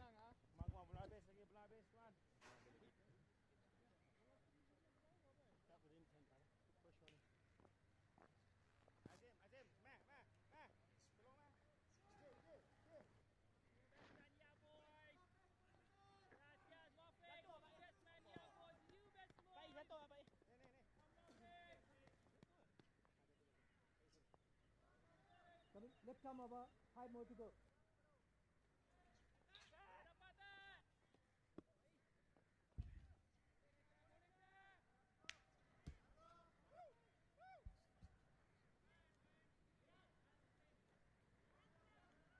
Kabuavagi Maria at number 9. Have we just seen the game swing Malaysia's way though? Norman Vanua has been carrying his side almost on his broad shoulders solely throughout this tour. 45 off 25 dismissed. A highly impressive left armour, Mohamed Wafiq. You think there's not talent going around associate cricket? You are incredibly wrong. Look at this left armour. Look at the hitting of Norman Vanua. The brilliance of the fielding of CJ Amini. And all of those Nepali young superstars. There's great talent emerging from all over the four corners of the globe.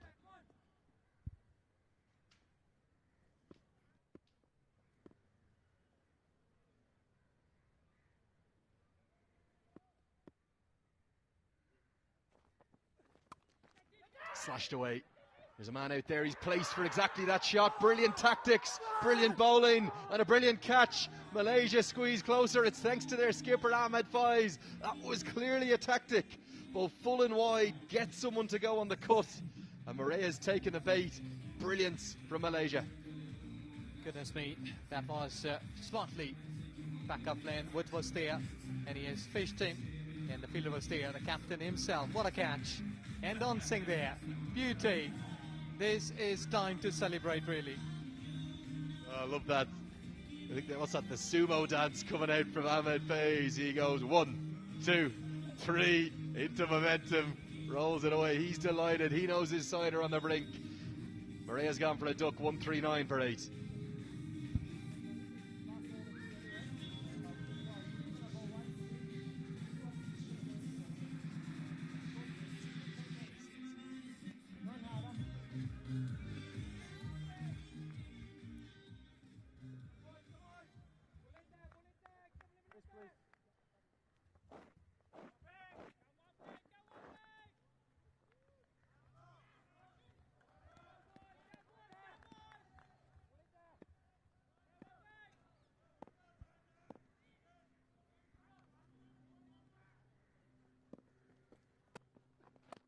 Malaysia right on the brink of a historic victory. I think it'd be fair to say this may well be the biggest win in their history if they can turn over Papua New Guinea. They came so close to beating the Netherlands in the Tri-Nation Series at this very ground 11 months ago. It was April last year we were here for the return of international cricket. They could only achieve a tie that day, and there wasn't the time for the super over to give them a chance at the win. But surely from here, 2 good deliveries and they'll get it done. Yes, exactly, you're right. Another wicket, and then I think it'll be wrapped up. And I think so the 2 wickets are in this over has really turned the momentum to Malaysia's favour, and they deserve this victory here. Do have the benefit, Papua New Guinea, of Simon Atai all the way down at number 10, the keeper. He's no mug with the bat at all, but the problem is it's over 2 a ball required, so there's no real time to get himself in. They're going to get overthrows here, so they will get that 2 that they need off that ball. They need that every ball, though. Yeah, something will have to come and place a big inning, which has been required here. Like 41 in 20 deliveries. Really been a massive call now for PNG, though we had seen that they have done well in ODI games, but it's totally a different situation today. They have got only 2 wickets in hand. It's gone too much easy. They have got fine leg up, square leg in 30 yards, so anything down the leg side, dragging down, flick will surely on runs. And that's exactly where he goes. That's brilliant batting. It was too choreographed from Mohammed Wafiq. It was always going to be the Yorker around the off-stump line. Atai read it brilliantly. Don't take away from how good a spell that is, though. 3 for 14 for Mohammed Wafiq. Could it be a game-winning one? 1-4-6 for 8 after 17. Here's the replay.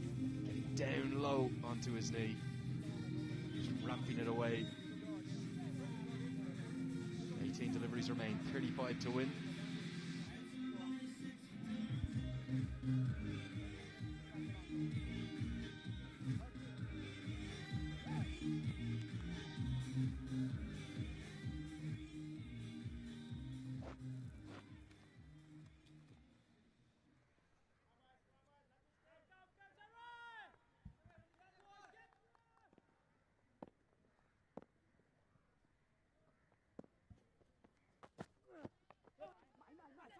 So Shervin Muniandi will bowl overs 18 and 20. The death specialist mix-up. They were considering the overthrow, and they won't get there. Atai really wanted it, but I think probably wisely so sent him back. Yes, exactly. Well, I think so that here they can only try now for the big ones, like use long handle, try to go somewhere at cheeky, down to the fine leg, might be 3rd man. So they need to pick up shorter boundaries now. What they've been discussing here, that who is going after the bowler now. Don't write Papua New Guinea off yet. You can see the look in the eyes of Simon Atai there. He knows how big an opportunity this is for him personally. Don't think he'll want to be all the way down at number 10. Very, very rare in the modern day and age you see a keeper selected just to keep and bat at number 10. That's because of the number of all-rounders that Papua New Guinea have, the likes of Vanua and Soper and Amini. And he looks like a man on the mission to me. Is Simon Atai going to play the best innings of his international career? He's got the chance to do it. He moves to double figures. The game swings again. Yes, good hit. Low full toss. Sight early and see it off quite generously and nicely. He has timed it to the perfection of what the bowler said. In earning 4 runs, yes, exactly. They are trying to go after this bowler, Shervin. And let's see, a couple of more boundaries like this. He's gone straight over the bowler's head into the gap. Good hit. And again, this one's going to go all the way, I think. Surely over the head of the mid-on fielder. Big cheers for the PNG bench. Simon Atai, look in his eyes. He's got the eye of a tiger. He just looks like a man on a mission. What a knock this is. 4 deliveries, 16. It's a strike rate of 400. All of a sudden, it's 24 off 15. Exactly. 11 runs in 3 deliveries. And he's picking Shervin up here. Look at his eyes. It's all in the eyes. That's a great strike. Held his shape, got it well wide and over the head of long on. Pressure on Muniandi. 10 runs from just 2 deliveries. Good batting, Simon Atai. Held his nerve. You could see he almost considered the big hit, didn't he? And then he said, hold on, we only need just over a run of ball now. A single's okay. Yes, exactly. Good thinking.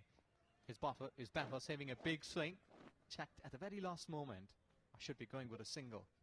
Really impressive batting. 12 runs in 4 deliveries. This over quota has been achieved. So now he should be allowing Soper to stay there. Might be the super can try here.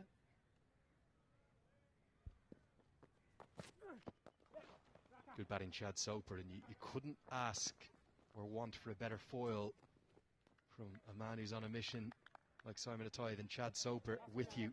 All the experience, the wise head, very capable batter. He's not too flashy, he's not going to hit too many big bombs, but he'll just knock it around. If he needs to get 14 off 12 deliveries while Atai does the work at the far end, that's exactly what he'll do. And all of a sudden, maybe PNG are sensing of a heist, an upset victory, an upset chase. Oh, it's gone into the sky. Has he given it away? Simon Atai, surely not. It's been held on to. And Malaysia creep ever closer. It wasn't needed. There was 13 off the over. And Atai's looked for one more big hit. Maybe the adrenaline just got to him. That's a very good catch off his own bowling. Sharvin Muniandi. Yes, it went high. And Atai was happy. He was smiling that what I have done here. Going cross. Went too high. And bowler has done an extremely good job running and coming at a need of the ball and taking a ripper. Good one. Yeah, it's a really good catch. It looked a bit easier on the replay, but that was not easy. It was swirling. It went a long way up, and Muniandi knows how important that is. What a cameo that was from Simon Atai. He's gone for 15 from just 6 deliveries. 157 for 9.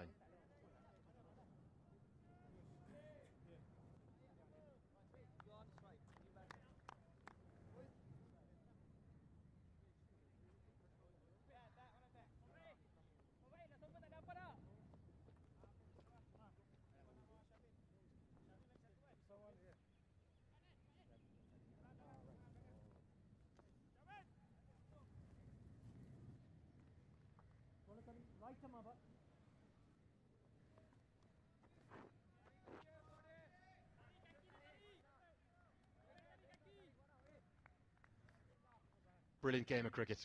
Match number 2 in the SkyExchange.net T20 Tri-Nation Series powered by Dafa News. It's been a thriller.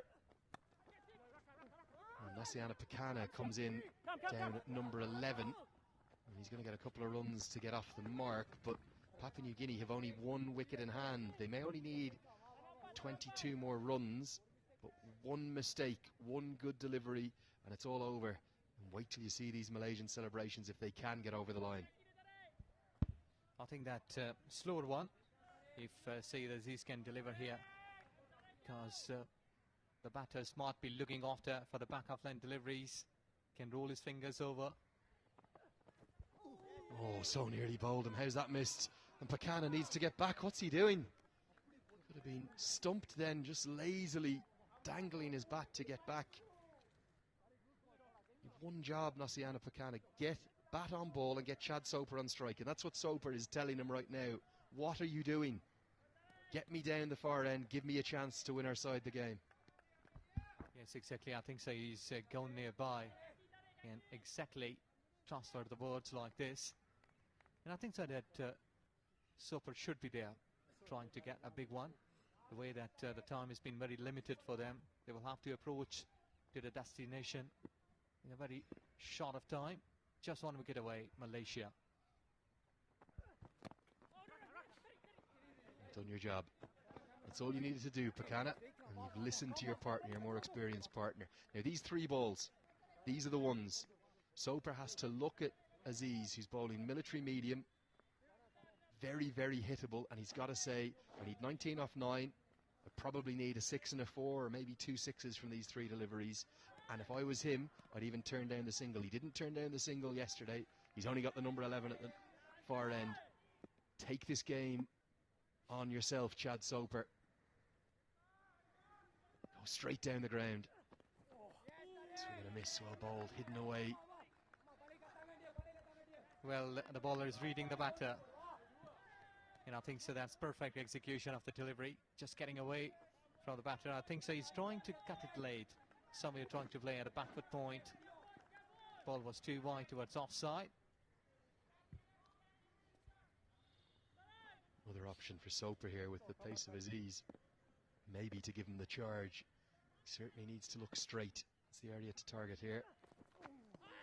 Not across the line. Chad Soper goes straight. That's where you get reward for your maximums. Big swing and a miss. Needs something very special from here. 19 off 7 now. So I don't know that. Will he go for a single or for a big one? I think so. The big one should be there. Trying to reach that gap. So far it's on 4. A big hit. Big hit. 6 is required on the last ball of this 19th over. I think he'll end up just taking the single here. He's going to get a boundary, in fact. It's gone wide enough of the mid-on fielder. Virendeep Singh to run away for 4. Not sure whether Soper wants that. It's going to be 15 off the final over. It's a tall task. 166 for 9.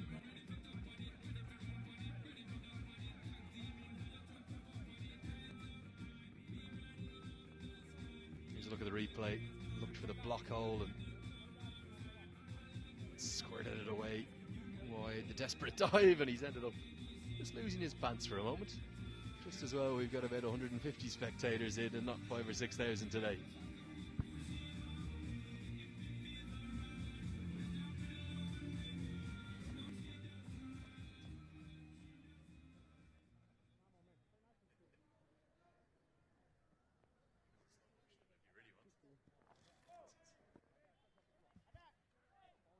So Sharvin Muniandi is the ace that Malaysia have remaining up their sleeve in the deck of cards of their bowlers.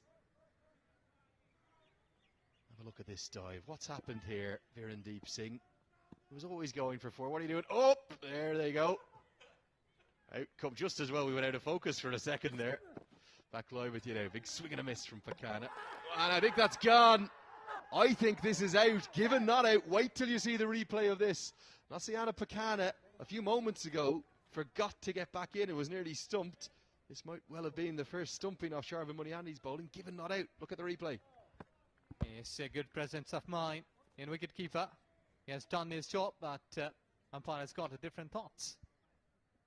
Look at this. This would have been sent upstairs if we had the third umpire facility, certainly. Oh! Very, very, very close. Would have been one of those ones on the frame. Chad Soper frustrated at the non-striker's end again. Pakana gets something on it. Gets Soper on strike. He's heaved it into the sky. I think he's given it away here.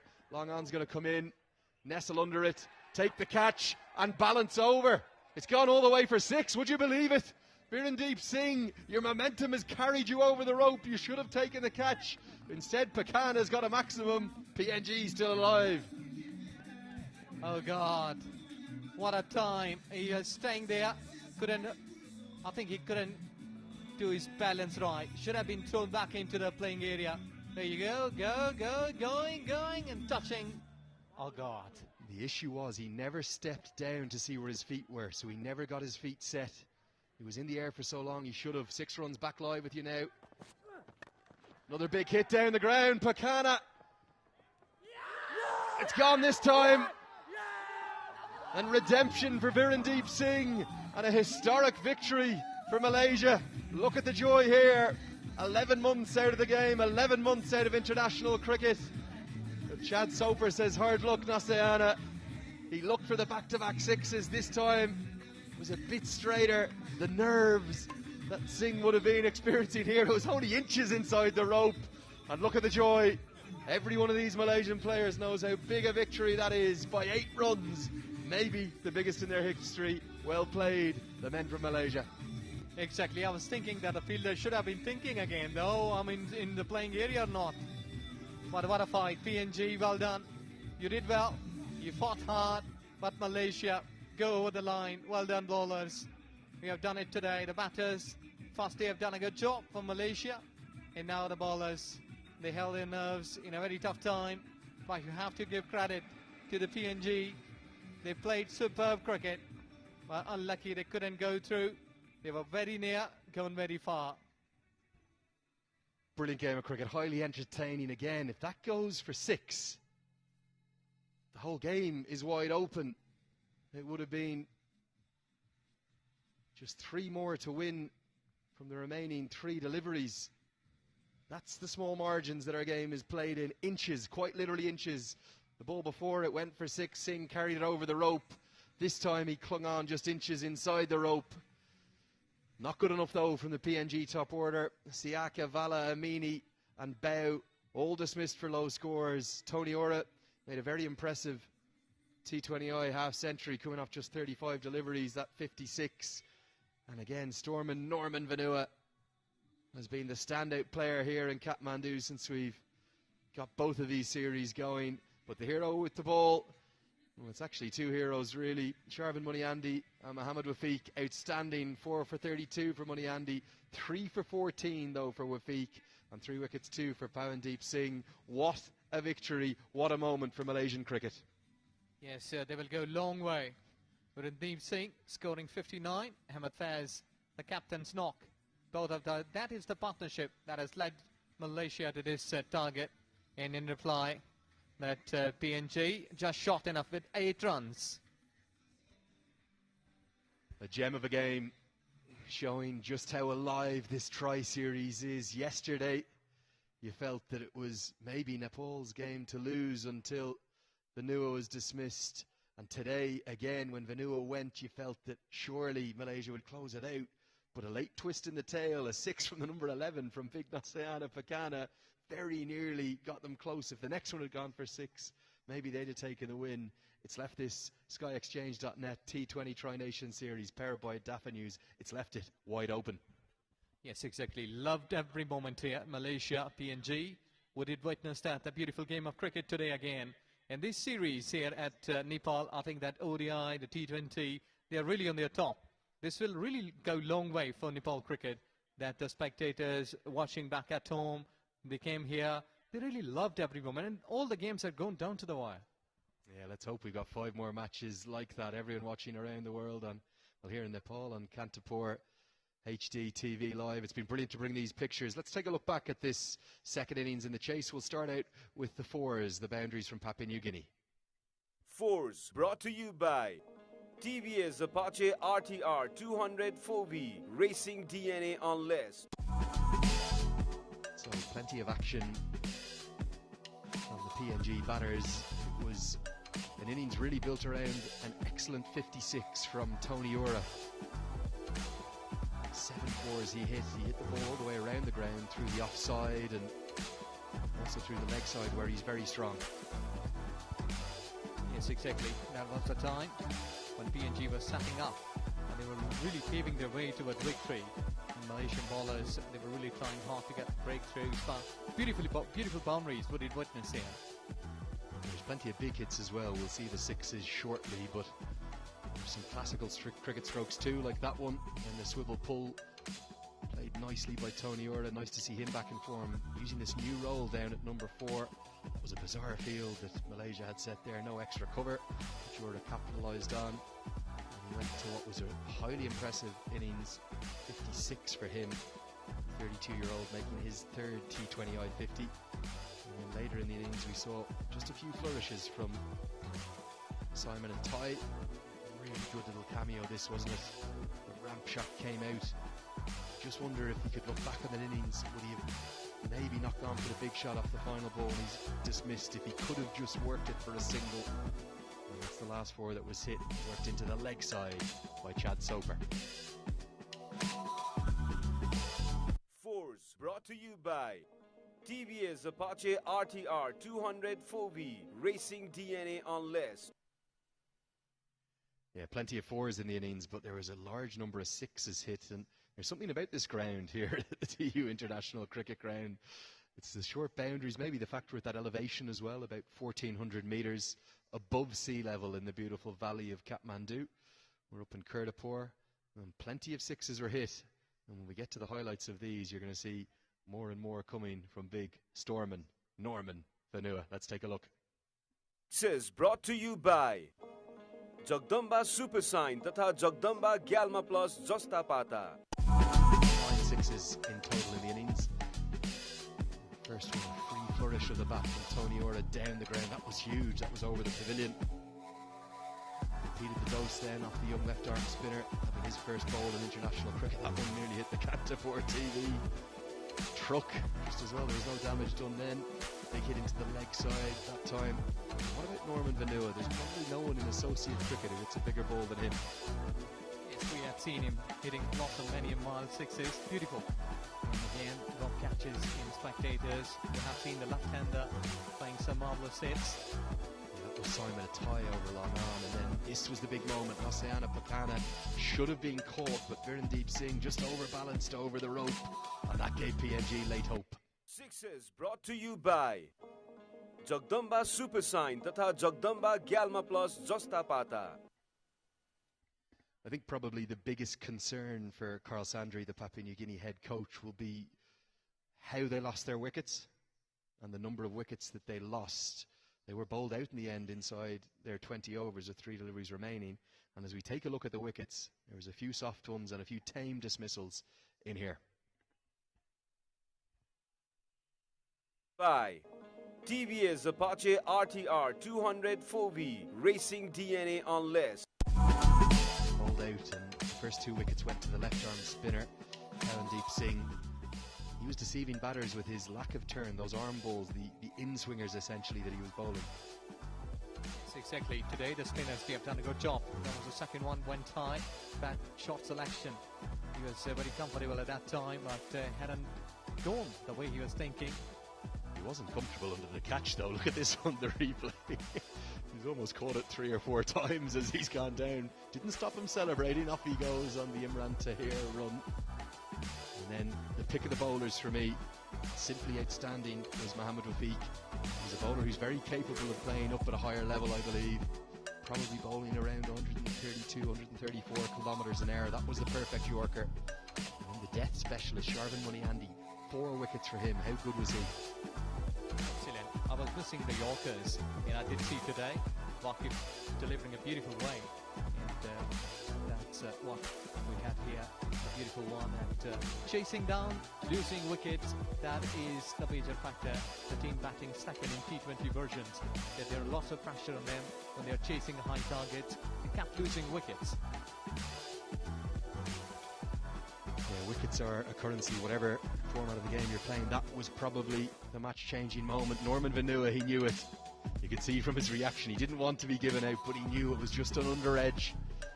Swinging across the line, and then a clever piece of captaincy. You have to give great credit to Ahmed Faiz as to how he's led this Malaysian side back into international cricket after 11 months, and that was a sensational catch. And I loved the dancing celebrations to go with it. He knew that they were on the verge then, but it was the 2 late wickets they still needed. They needed this wicket of Simon Atai. This is the shot. I'm just not sure it was needed. He'd already hit, I think, 16 off that over. He could have punched that down the ground for 1. He looked like a man possessed, a man on a mission to get his side over the line from all the way down at number 10. And then I don't think you can blame Lasayana Pakana for this final stroke. It was the match-winning moment. He just hit a 6 by the barest of margins, and this one was caught by the very barest of margins. Virendeep Singh, he got his redemption just inches inside the rope, and that was the win for Malaysia. Wickets brought to you by TVS Apache RTR 200 4V Racing DNA on less. So that was all the action. What a game of cricket we've had. And the great news is it's game 2 of 6 in the group stages, and then we get a day's break and on to the grand final of this SkyExchange.net T20 Nepal Tri-Nation Series, powered by DAFA News. Just have a bit of a talk about the points table. Malaysia have actually just snuck past Nepal on net run rate. Papua New Guinea have lost their 2 games, but they've lost them by very close margins. Which 2 sides are we going to see in the final? Malaysia giving themselves a real chance now. Yes, exactly. They have done a good job here today in this game, that what we'll witness. They held their nerves, and what has been extremely good, that the passion, the confidence, which has led them to the victory. So, well, looking onto these 3, that Nepal has been the team that has been doing good, but PNG is also a side you can say, like, you can trust like 80 to 90% they can come back into this event again. I'll tell you something as well. It's going to be a wonderful Wednesday tomorrow because we've got the home side back in action. It's Nepal playing against Malaysia, 12:30 p.m. local time. I want to see this TU International Cricket Ground. I want to see it packed. Come on down. 150 rupees for the tickets. Really great value. The entertainment we've seen so far in this series. And I'm hearing a rumour from my director in my ear. We're going to send you up into the crowd tomorrow, Andrew, they're saying, live on air. So could be carnage up in the crowd. That could be some good fun. And you should be having some autographs from the crowd, huh?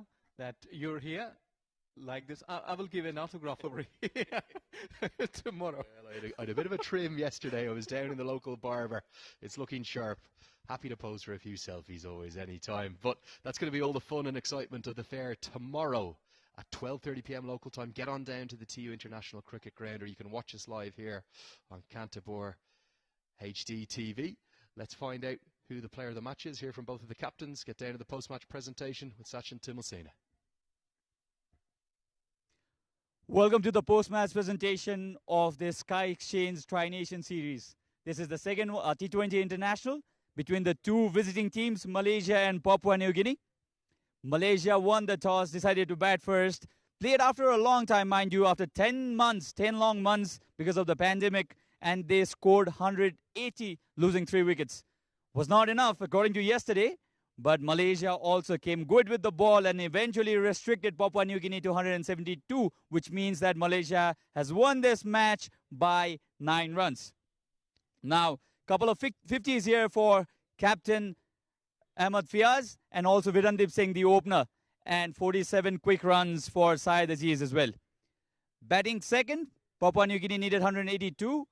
A partnership in the middle between Tony Ura and the man in form, Norman Vanua. At one point of time, it looked as Papua New Guinea would reach this total, but thanks to excellent bowling from Malaysia, that they have went on to win this match by 9 runs. There were really good bowling performances as well, which I'll mention it to you later. But before that, I'd like to introduce a couple of dignitaries I have here with us for the presentation party. First up, I have the match referee of today's match and this whole series as well, Sri Lankan Wendell Lebroy. Sir, can we please have you in front? Similarly, I have the director of 11 Sports, Mr. Rosan Dital. I'd also like to request you to come in front. Now, moving on to the presentation, we have a very special award here. It's Gyre Move of the Match. And for a wonderful spell of 4 overs, 14 runs and 3 wickets, the Gyre Move of the Match is Mohammad Waqif Irfan. Tall left-hand fast bowler, Mohammad Irfan. You can collect your check of $50 and a gift hamper from Mr. Rosan Dital, the director of 11 Sports.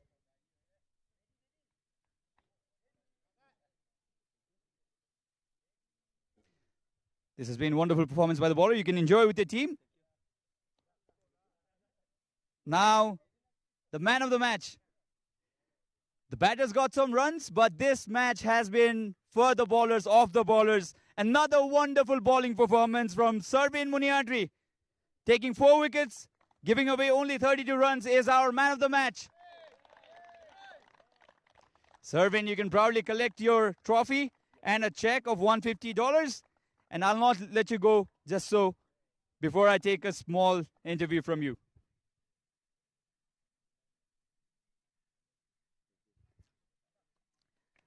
Servin, first off, congratulations. Thank you so much. So what was the plan? 181 was something to defend, but while looking at yesterday's performance, it was pressure on the bowlers as well, isn't it? Yep, the wicket was flat, so we trying to bowl a lot of slow ones. So it's really helped us in the bowling part. So what was the instruction from the captain? He said bowl a lot of slow balls to get the wickets and we can defend. Okay, all the best. Very well played today and all the best for the remaining matches. Now, I'd like to have a small chat with the losing captain, Asad Vala from Papua New Guinea.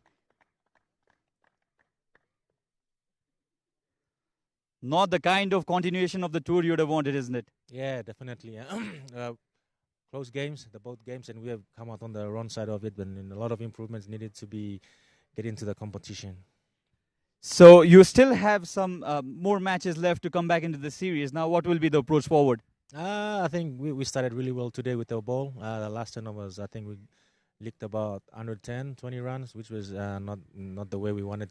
We planned it, so but we have to copy it on the chin, and it was a really good wicket to bat on, but we just lost crucial wickets at crucial times, and a really good partnership between Tony and Norman that really got us back into the game, but as like I said, we lost wickets at crucial stages, and really put us on the back foot.